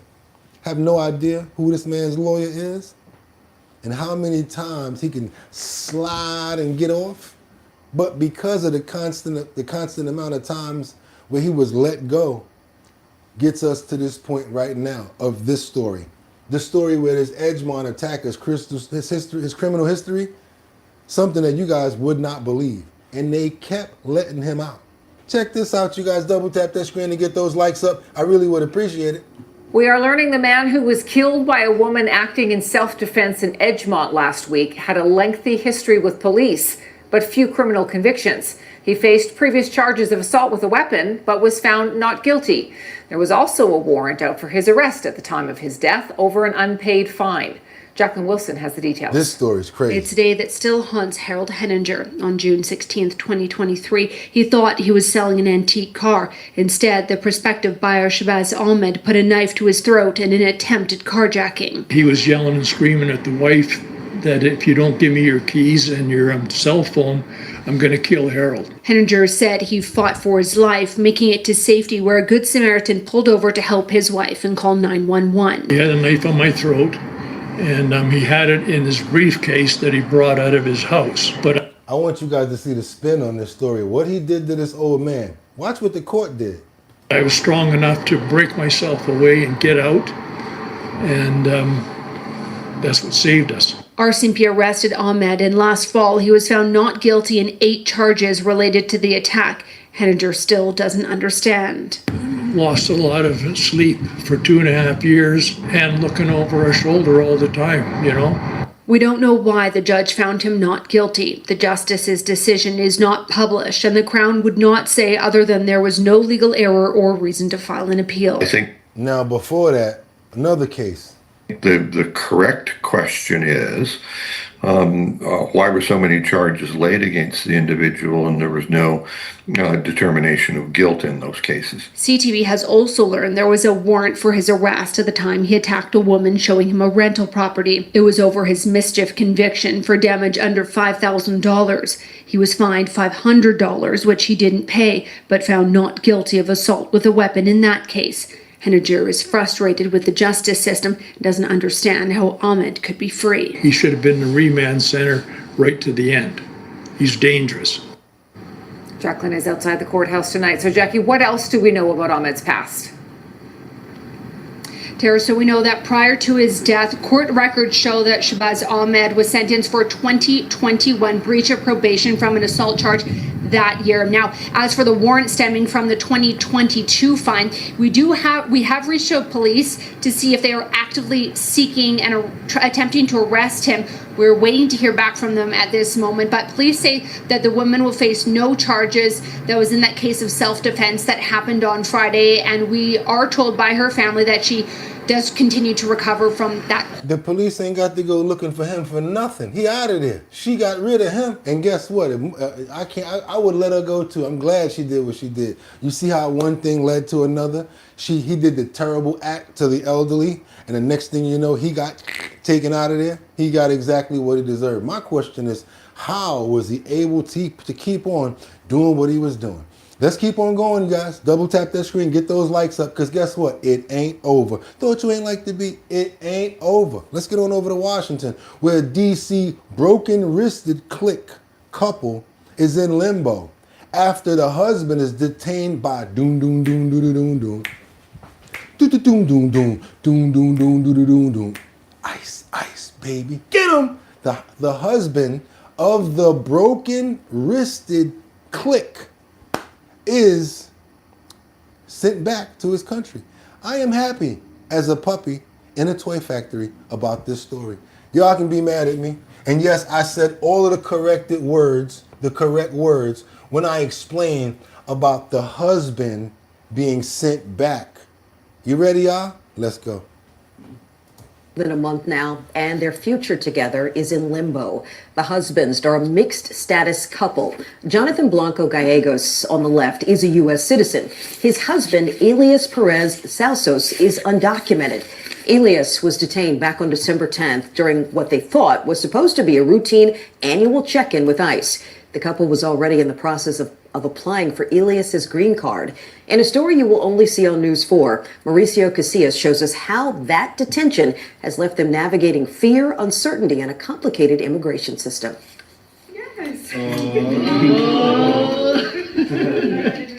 Sealing their commitment with a kiss. Jonathan Blanco Gallegos and Elias Perez Suazo were married here in D.C. on February 27th, 2024.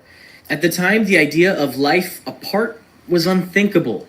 Now, it's their reality.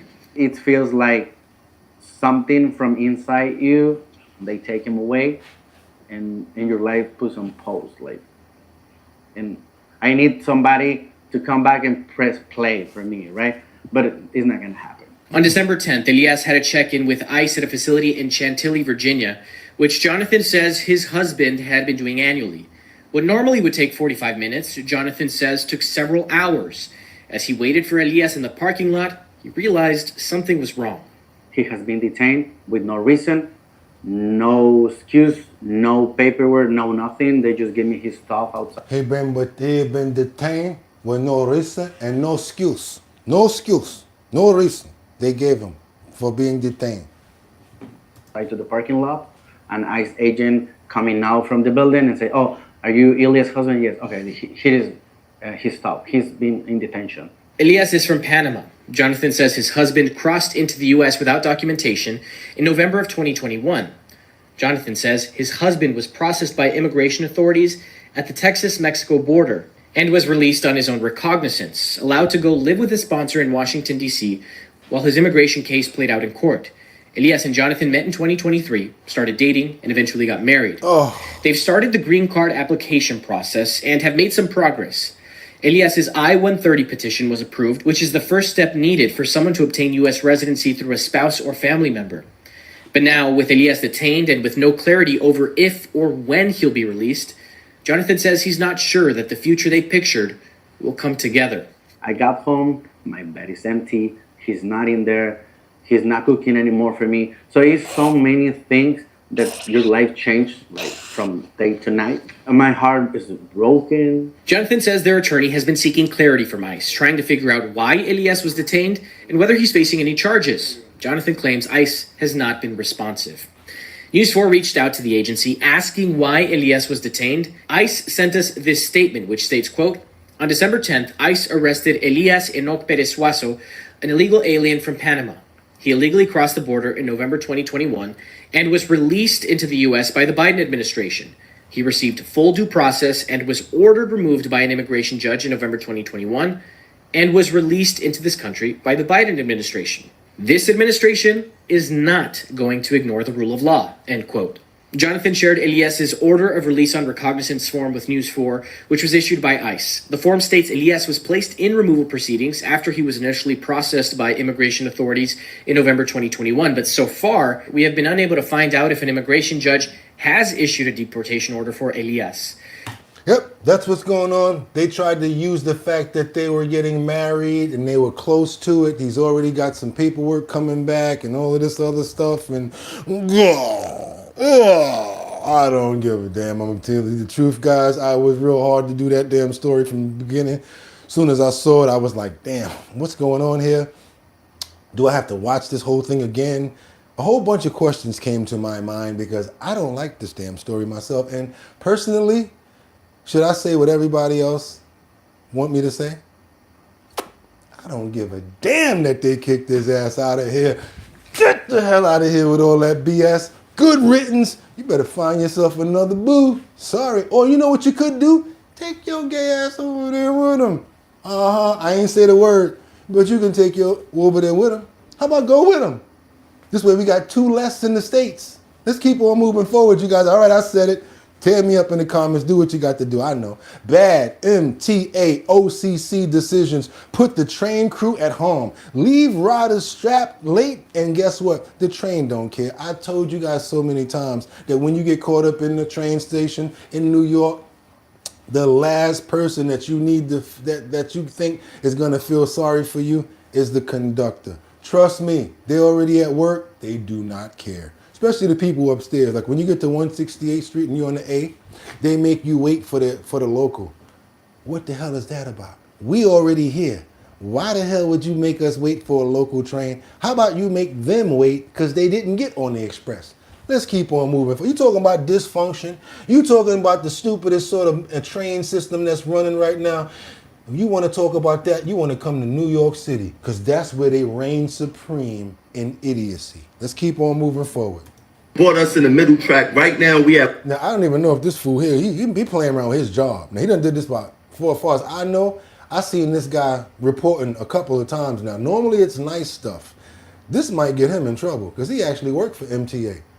Whitehall Street, and all the bosses is upstairs that make these stupid decisions with these policies is allowing this to happen. All y'all that's watching right now, I want to show you what the MTA is doing. All these people got to get to work.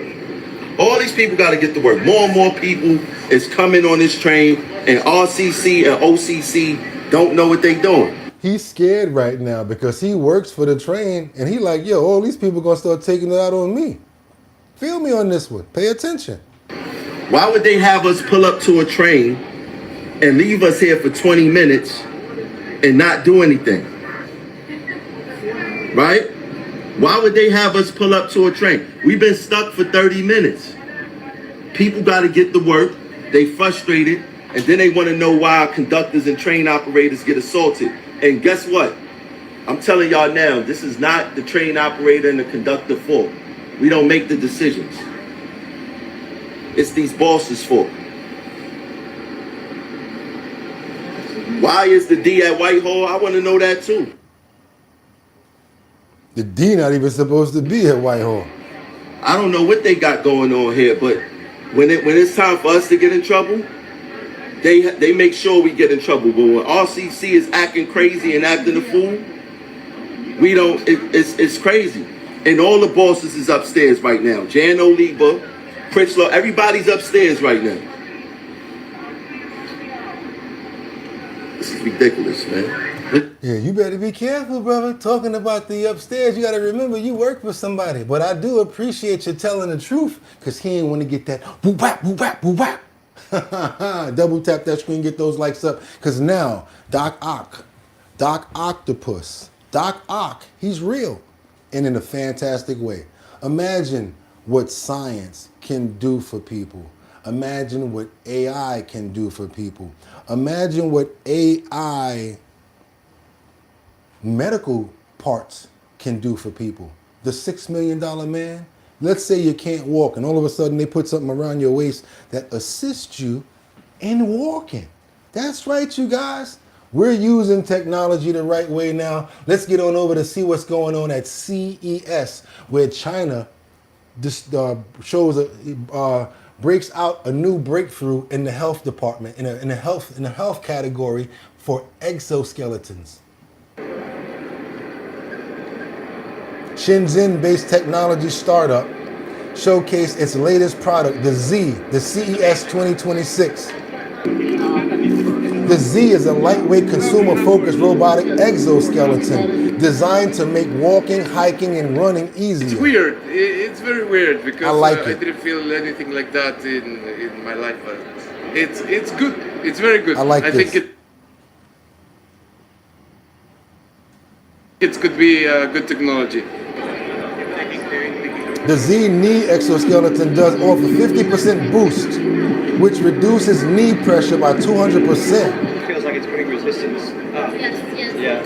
It is positioned as a personal mobility enhancer for outdoor youth enthusiasts and active enthusiasts. I think regular people maybe people that can't walk at all or have situations with arthritis, I think that this is where this can go and help out.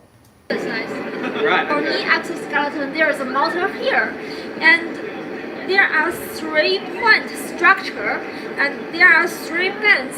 The motor can transfer the power to the 2 bands and give you power to push you up.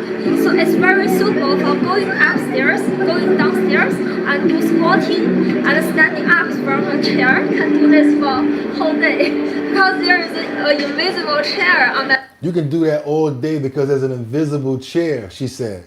back. No, he's not here. Yeah. Another Chinese startup is wearable robotics.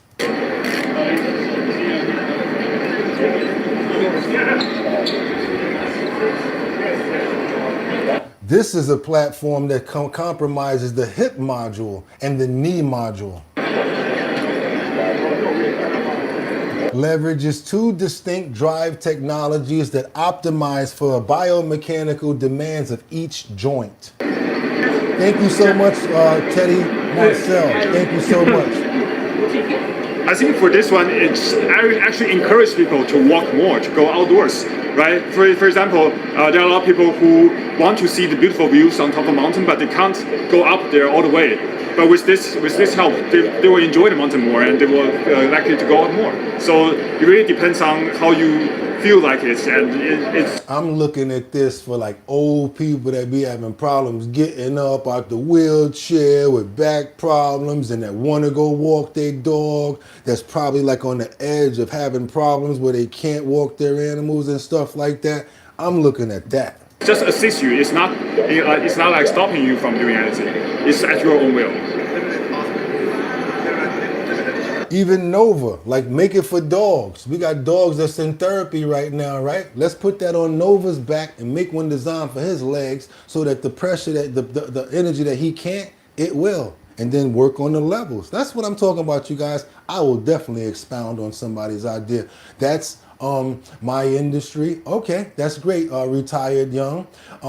Where this in China? Where can I get one? See how much? Look how smart these people. They're saying the same thing. That is interesting. It actually might keep one from falling if their hips give out. Arthritis is awful. Lazy slob cops #1.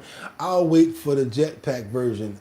Okay, F that. If God wanted me to have robot parts, I would have been born with them on the surface, and they seem helpful, but soul is flying, red flags. Okay, Okay, everybody has their opinion. No problem, Terry. Double tap that screen to get those likes up because we're doing a lot of work here just to make sure that we're keeping you guys on point with everything. No, I would appreciate that. Now let's get a little bit more into our health. Let's get on over to Washington where President Trump signs a bill that brings whole milk back into Oklahoma schools and cafeterias, you guys.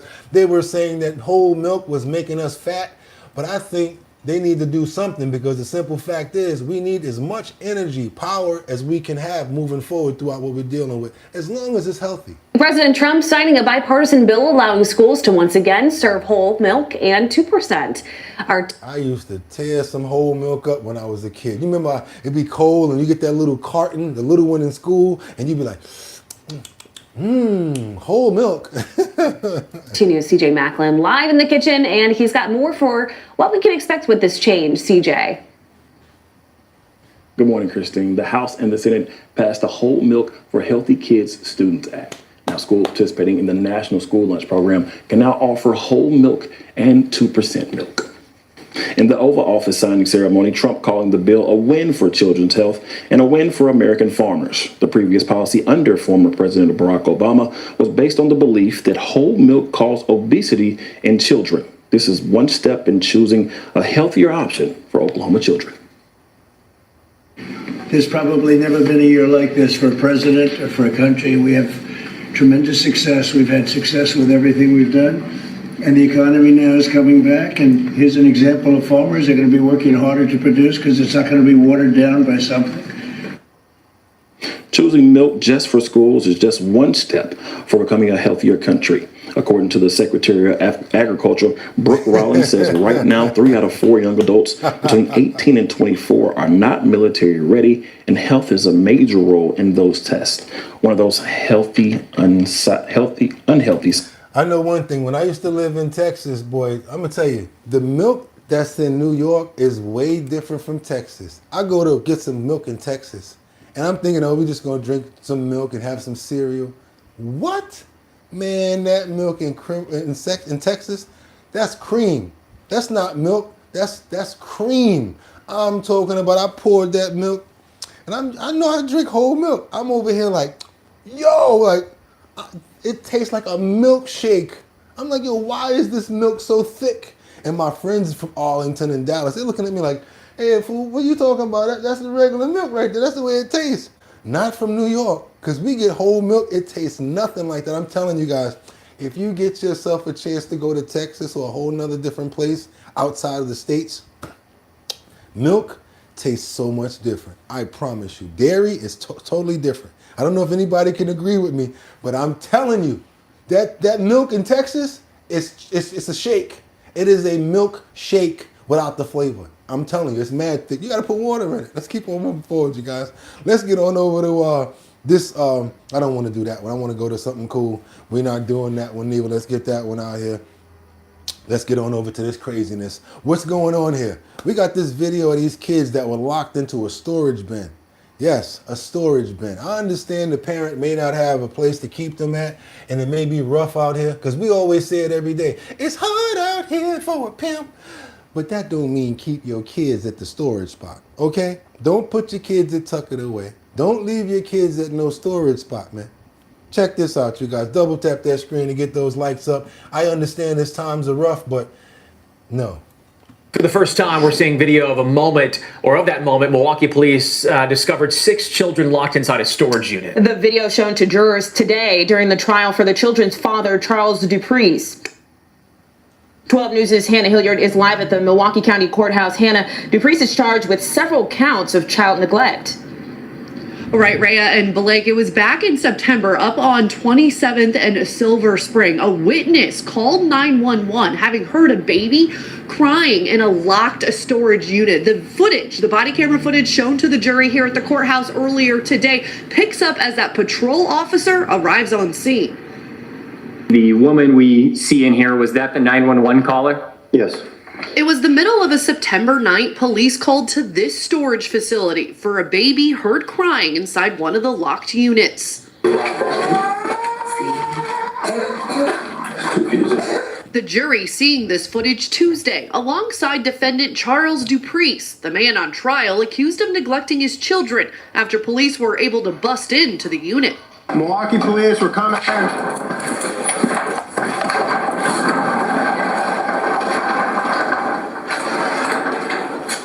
Hi. What's going on here? Inside, police finding Dupreece's 6 children alone, the oldest 9, the youngest a newborn. No running water, no electricity. Prosecutors say the only light came through the door's cracks. How did it smell? Like it was being used as a bathroom. And that's because it was. The state saying the children used this bucket to go to the bathroom. Dupreece and mom ADVERTISE asleep. You could step out, yeah. In a nearby car with the family dog. The jury then saw recorded interviews with the 3 oldest children. A judge's order prohibits us from sharing the confidential footage, but the interviewer took the stand. Please, because of stories like this, because there may be children other places that could be going through stuff like this, that's why I always ask for the likes to get the stories out. Somebody on their phone might be watching this right now in a storage unit. Yeah. Does just say he doesn't like being in the storage unit? Yes. The defense asking questions in its cross-examination. This was climate controlled, correct? Yes. As the state spent all day presenting its case.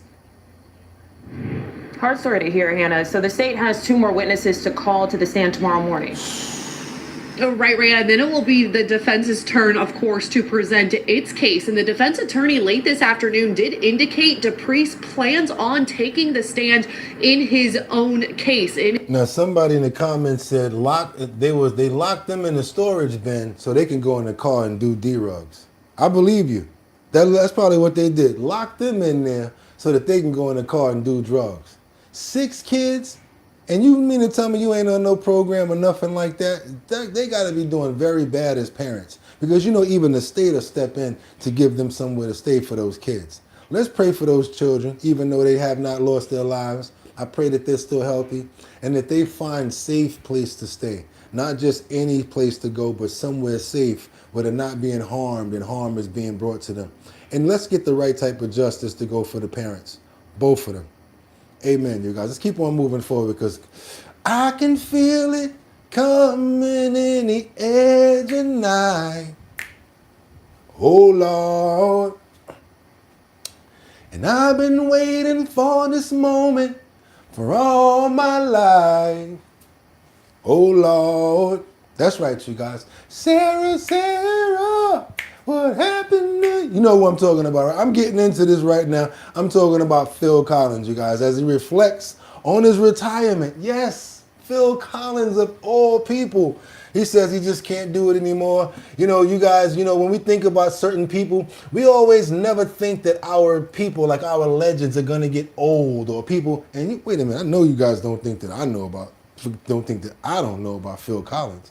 I'm up here singing Kenny Rogers. So yes, I know who Phil Collins is, Edge of Night, much more. Let's keep on moving forward. Because like I said, it's retirement time for the legend.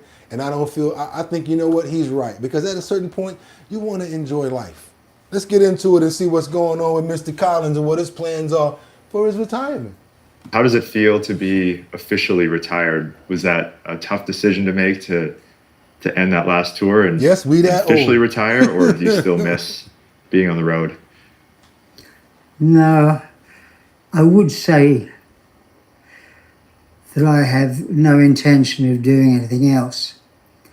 You know, I mean, the drumming has taken its toll on my my hands, legs.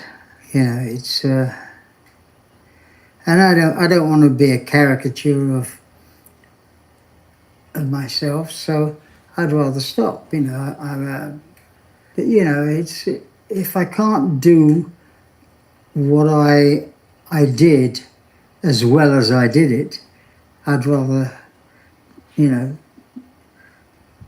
relax and not do anything. If he can't do the do boom boom boom boom, I can feel it. I feel you, Phil. I feel you, bro. Get the urge to do it, then you know, I'll write or I'll He'll write. Okay. If I wake up one day and I can, you know, hold a pair of drumsticks, and then I will have a crack at it. But just, you know, I just feel like I've used up my air miles. You know. He looked like he had some bruises on his hand there too, if you guys really want to be technical about it. But guess what? We love you, Phil, and whatever you decide, we are behind you. We got people in the comments over here like, yo, that man's music was, you already know. And you already know, I don't care what nobody say. Black folk, oh yeah, we accepted some Phil Collins around here. Coming through the hood, y'all be playing all types of stuff. Next thing you know, be, I can feel it coming in the edge of night. Boom, boom, boom. And tell you the truth, a lot of black folk thought he was, a lot of black folk thought he was black. That's the truth, y'all, and didn't care. Especially when they use it for Miami Vice. You are that old. Own it and be happy about it. You are that old. Asking, are we that old? Yes. Yes, we are. And guess what? Be happy. Rejoice in it. Because the times that are right now would never be able to understand the authenticity, the quality, the abundance, the beautifulness of where we are from. Yes, you are that old. Own it. They don't get to get what we had. They deal with this. Oh, they got this technology stuff and all of that, but they don't know anything about blowing in a Nintendo game, putting a playing card on the back of your bike, or a plastic 25 cents quarter water in the back of your BMX wheel to make it go, to make it sound like a motorcycle. They don't know nothing about that. They don't know about that. That's why we got to keep on keeping on and being who we are. Let's keep on moving forward, you guys. As this Florida man is on his way to work, he stops. Y'all laughing because you did it before. Look, they over there dying laughing. This one right here did it before. I guarantee you, Ragel's wife, you know what I'm talking about. You probably did it before. Look. Yeah, those days. Look. Looking for the floppy disk so that you can print out your on paper.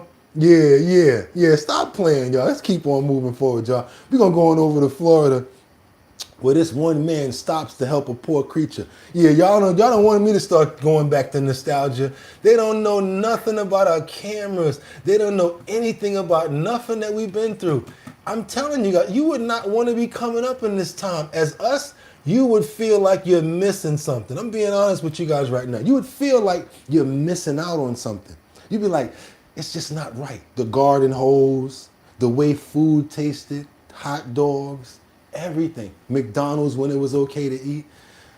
Oh man. I'm gonna try to keep back on the show now. Let's keep on moving forward. This is a very serious situation right here, because this is a follow-up to the Disney performer. Yes, the Disney performer. You remember the Indiana Jones guy that was running from the ball, and the ball came and the one man stood there and took the hole for everybody? You know we got to do the follow-up story, right? Where the man saves all of these people. Well, he got a concussion, but guess what? He's a hero. Now, this is a story you'll see only on WFTV Channel 9, a 400-pound boulder rolling straight towards a crowd of families. So here's the question. Would you jump out of the way or would you run straight towards it? Well, tonight we're talking with the Disney employee who jumped into action. Good evening, I'm Greg Mormon. Hey, good evening, I'm Martha Sagowski. This is the video, Greg, that went viral. You remember this about 2 weeks ago. You can see that boulder right there going into the audience, and that employee stops it right there. He blocks it from anyone getting hurt. He spoke exclusively with Channel 9's Ashlyn Webb today. And Ashlyn, you asked him what was going through his mind in that split-second decision. He told me the only thing on his mind at the time was stopping that boulder from rolling. He has worked on this show for more than 3 decades, between being a stuntman and an actor, and he believes that he was put in this spot at the right time, at the right place to make a quick decision. Flipping cars, dramatic explosions, and electrifying stunts. This is one of the riskiest Indiana Jones running away from a 400-pound boulder. But 2 weeks ago, that stunt went wrong. That's coming right for us! With no hesitation, video shows Robert Herrick, an actor for the show, using himself as a shield to the hundreds in the crowd. I was probably out of my seat before it went over the thing without any thought of what was going to happen. Herrick is now in a neck brace for the next 8 weeks or so after fracturing 2 vertebrae, but he says it was all worth it. I can't tell you, I was just thinking of anything other than it cannot make the audience. Is it actually a 400-pound boulder? Yeah, absolutely. And you felt it that day? Yeah, you know. Let's call it what it really is, you guys. It's a $400 painted basketball. But what you can't take away from it is the pressure. You know, when you throw something at a basketball and the way it comes back, depending on the indentation of the force, that's what we're talking about here. We know it wasn't a real boulder. It's just the force of the pressure that pushed them down on the ground like that. And I would have gotten an Academy Award as well if I was him. Oh, my neck and my back. I don't want to sue, but I got to take off a couple of days. Let me get that neck brace, girl. Come on, sit me up and take care of me. I'd have did that. I think that's what he's doing. Let's keep on moving forward, y'all. Anyone that sees that and the way it propels me backwards, it's not 10 pounds. You can see in this video, Herrick standing up, blood dripping from his head. Oh, okay. He says his first reaction as a performer in front of children was to get off stage. Later, after the show continued, he waved to the crowd, letting them know he was okay. Many calling him the real Indiana Jones. He literally saved our lives. And you heard those people that say he literally saved our lives. Now, it would have definitely did the same thing, probably hit up against a whole bunch of people, had a whole bunch of force coming at it. And again, because of the pressure, just like a basketball, it hit you and push you back. So I want to take that back. He is a hero all the way, 400 pounds. And like I said, yeah, basketball, if it's big enough, it can hurt you coming at you with force. Keep on moving forward, you guys. Yes, we're going to give him some props, and we're going to hope that he has a speedy recovery and that they give him some sort of a reward or something, or maybe, you know, some sort of good measure for the fact that he saved all of those people, because he definitely gets a thumbs up from us. Amen. Let's keep on moving forward, you guys, because you know it ain't over. It ain't over. Have to go freestyle on this one, but it's okay, because I got some pretty other stuff that I got lined up on here, especially coming from this grandfather right here. You know, I found a whole bunch of good stuff. I like the good stuff. I like bringing us to the end of the week with good feelings and good graces and good spirits. Here's a grandfather that saves 2 toddlers without even thinking. Where those kids at? Because they can go anywhere. You know how toddlers are. They open the door, they out of here. That's why I always tell you, make sure you got those outlets covered and make sure that you got special locks, and be careful around the tub. Let's keep on moving forward, you guys. Check this out. Check this out as he saves these toddlers that have walked into the middle of the street. To the rescue! He's driving his car when he sees 2 toddlers on the busy highway and scoops them into his arms. First one, then the other. John Brittingham was heading down A1A in Cocoa Beach, Florida. This is what Brittingham saw first, the twin girls on a side road. Here they are on another car cam. They were very difficult to see because they're so small. Brittingham pulls over and races back. He waves to alert drivers. The girls are now in the middle of the highway. That's when he grabs one, then the other. In slow motion, you can see the second little girl reach out her arms to her rescuer. Brittingham says he found the girl's family at an Airbnb they were staying in. Were they thankful? Did you explain what had happened? Yes, they were very thankful. They were probably just distracted for a moment. Brittingham tells me he has 5 kids and 3 grandkids of his own. So you're expert in wrangling toddlers. Yes. On this day, that granddad expertise really paid off. And you saw the little one. She's like, you gonna pick me up too? You got my brother. I need you to pick me up too. We going together. You gonna get me up out of here too. Now, my question is, you know, I don't want to get nobody in trouble, but I'm kind of like that. I want to know, like, you know, why wasn't you paying attention to them kids? You know, what's going on with this situation right there? You know, I don't understand why those kids are out there by themselves.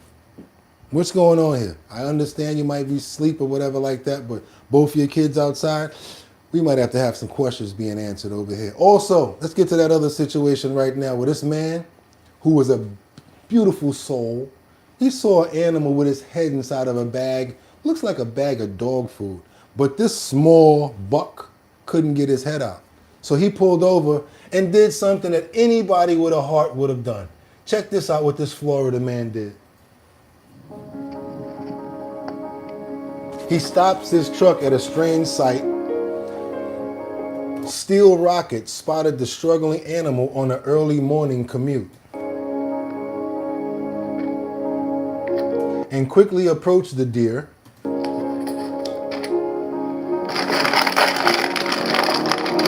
He immediately pulls off the empty dog food bag, freeing the deer. So now he could have walked out into the middle of the street. Now watch the deer stand there and really thank him like, yo, good looking, thank you. I was trying to get out of there.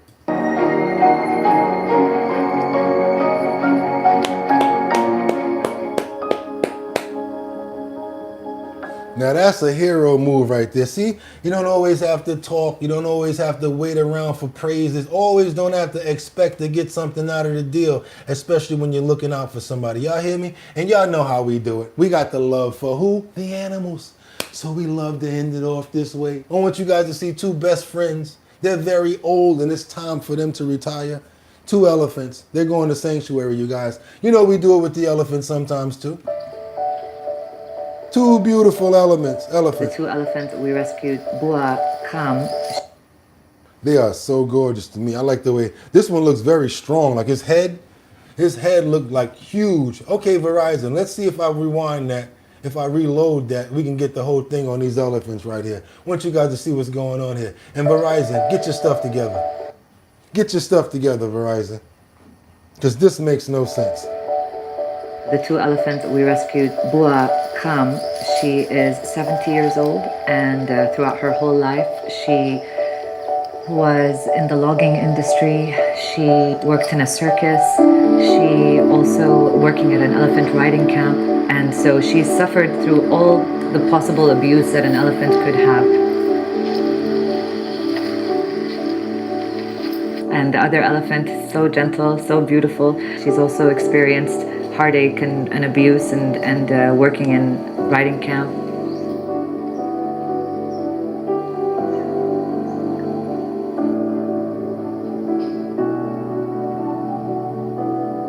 And so seeing the work that Lek is doing in rescuing elephants like her and allowing them that opportunity to have this, the way that she puts it is beautiful, dignity in their last few years of their life. For me to be able to be a small contributor to that is probably one of the best things I've ever done. I think people that get to do stuff like this, they're millionaires, not even about the money. Like this is what she really wants to do. I would love to be able to do this with animals.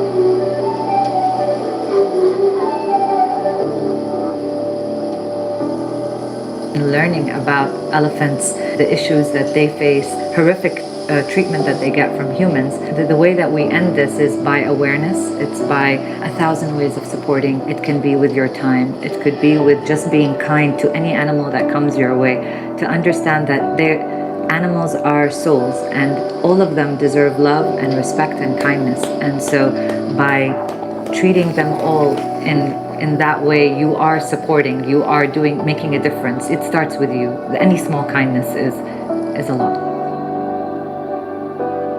They're so big, yet they're so slow. I'm just so thankful that they were able to be rescued together. I'm so thankful that I was able to be a part of that. They are now safe.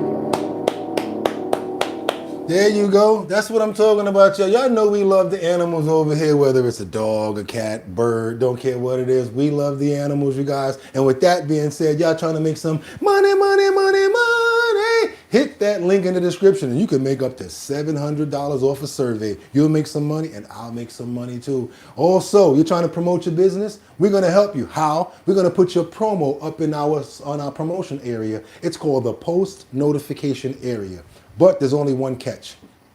You got to have it in a 1080 by 1080 size frame or YouTube just won't let it fit. The same way that thumbnail right there is a certain size. Everything has to be in a certain size in order for it to fit properly inside of the post notification area, you guys. We don't have no problem sharing the demo with you, but you just got to send it over to us the right way. Also, we know we're talking about it, and we've been bringing it together for over a year now. We're talking about the Show Your Talent search that's sponsored by Big Drip Hard Punch. That's the Show Your Talent search where you in Manhattan, Bronx, Brooklyn, Queens, and Staten Island can win $250. I come to Manhattan, I find somebody good, boom, you make $250. Same thing for all the other 4 boroughs. After we find all the people, we bring them to one central location, and they all battle it out for the $1,000 grand prize. That's right, you guys. All 5 boroughs, and now we're bringing it to the internet. So if you're not able to come to Manhattan, come to the Bronx or Brooklyn or Queens, you can press that button right there where it says go live, and we're gonna see you during this event, and we're gonna be able to bring you on in and see your talent. That's right, your boy BOOGOTTINYC is gonna be there hosting, as well as Big Drip Hard Punch sponsoring it, and my DJ, formerly of Black Ink Crew. That's right, you guys, you know who I'm talking about. DJ Don Dada on the 1s and 2s, playing the music that you guys want to hear. We're going to have a lot of fun at these events. Got a phone call yesterday, and we confirmed a lot that's going on moving forward with the brand. Can't wait to see you guys. The same way Mark pulled up. Mark pulled up to one event, and then I saw Casey at another one. So yes, you guys, if it's in your city, in your place, I'd love for you guys to pop in, go live so we can all see and meet each other. It's a great place that we can actually do that. The Show Your Talent search. Anybody want to be a part of it? Go to the website, www.drinkbigdrip.com. Again, www.drinkbigdrip.com. Go to the first page, put your email address in, and you're going to get notifications on where we're going to be at. You guys, it's Friday. That's right, but just because it's Friday does not mean that we work for the weekend. We don't do stupid stuff over the weekend to get us in trouble that we can't make it back on Monday. But even though we're an everyday show, so that doesn't mean that we're not going to be here tomorrow, Purple Sunday, and Monday again. I'm just telling you guys, it's Friday. Have a fantastic day. I'm going to be here tomorrow. And guess what? Y'all could have went anywhere. Fact of the matter that you came here to chill with me, I appreciate you. But what I want to do before we get out of here, got to get those Friday prayers going on and make sure that we're covered. Security, love, faith, and taking care of our families as well as our pets. Who we praying for this morning? Rebecca Lanyan Bueno, Liberty and Justice. I see Casey in the building. Bubbles. Okay, we got AG, Ryder. Okay, we also got Rebecca Lanyan Bueno. Terry, how you doing? Thank you for getting gloves back up. Teddy. Okay, we got Jeffrey in here. Liberty and Justice. Jay Woods. Who else I see? Life. I see Summer. I see Teddy up in here. Terry, Shannon, thank you so much, you guys. Jay Wood, also Sam Champion. Can't forget about Tim Majen. Also, everybody that's been here since day one. I just want you guys to know I love you and I appreciate you. Amen. And with that being said, y'all could have went anywhere. But the fact of the matter that y'all came here to chill with me on Friday, I appreciate you. So until tomorrow, same time, right here, 6 o'clock. Y'all know what I'm going to say, right? Get 'em! Peace. See you guys in the morning.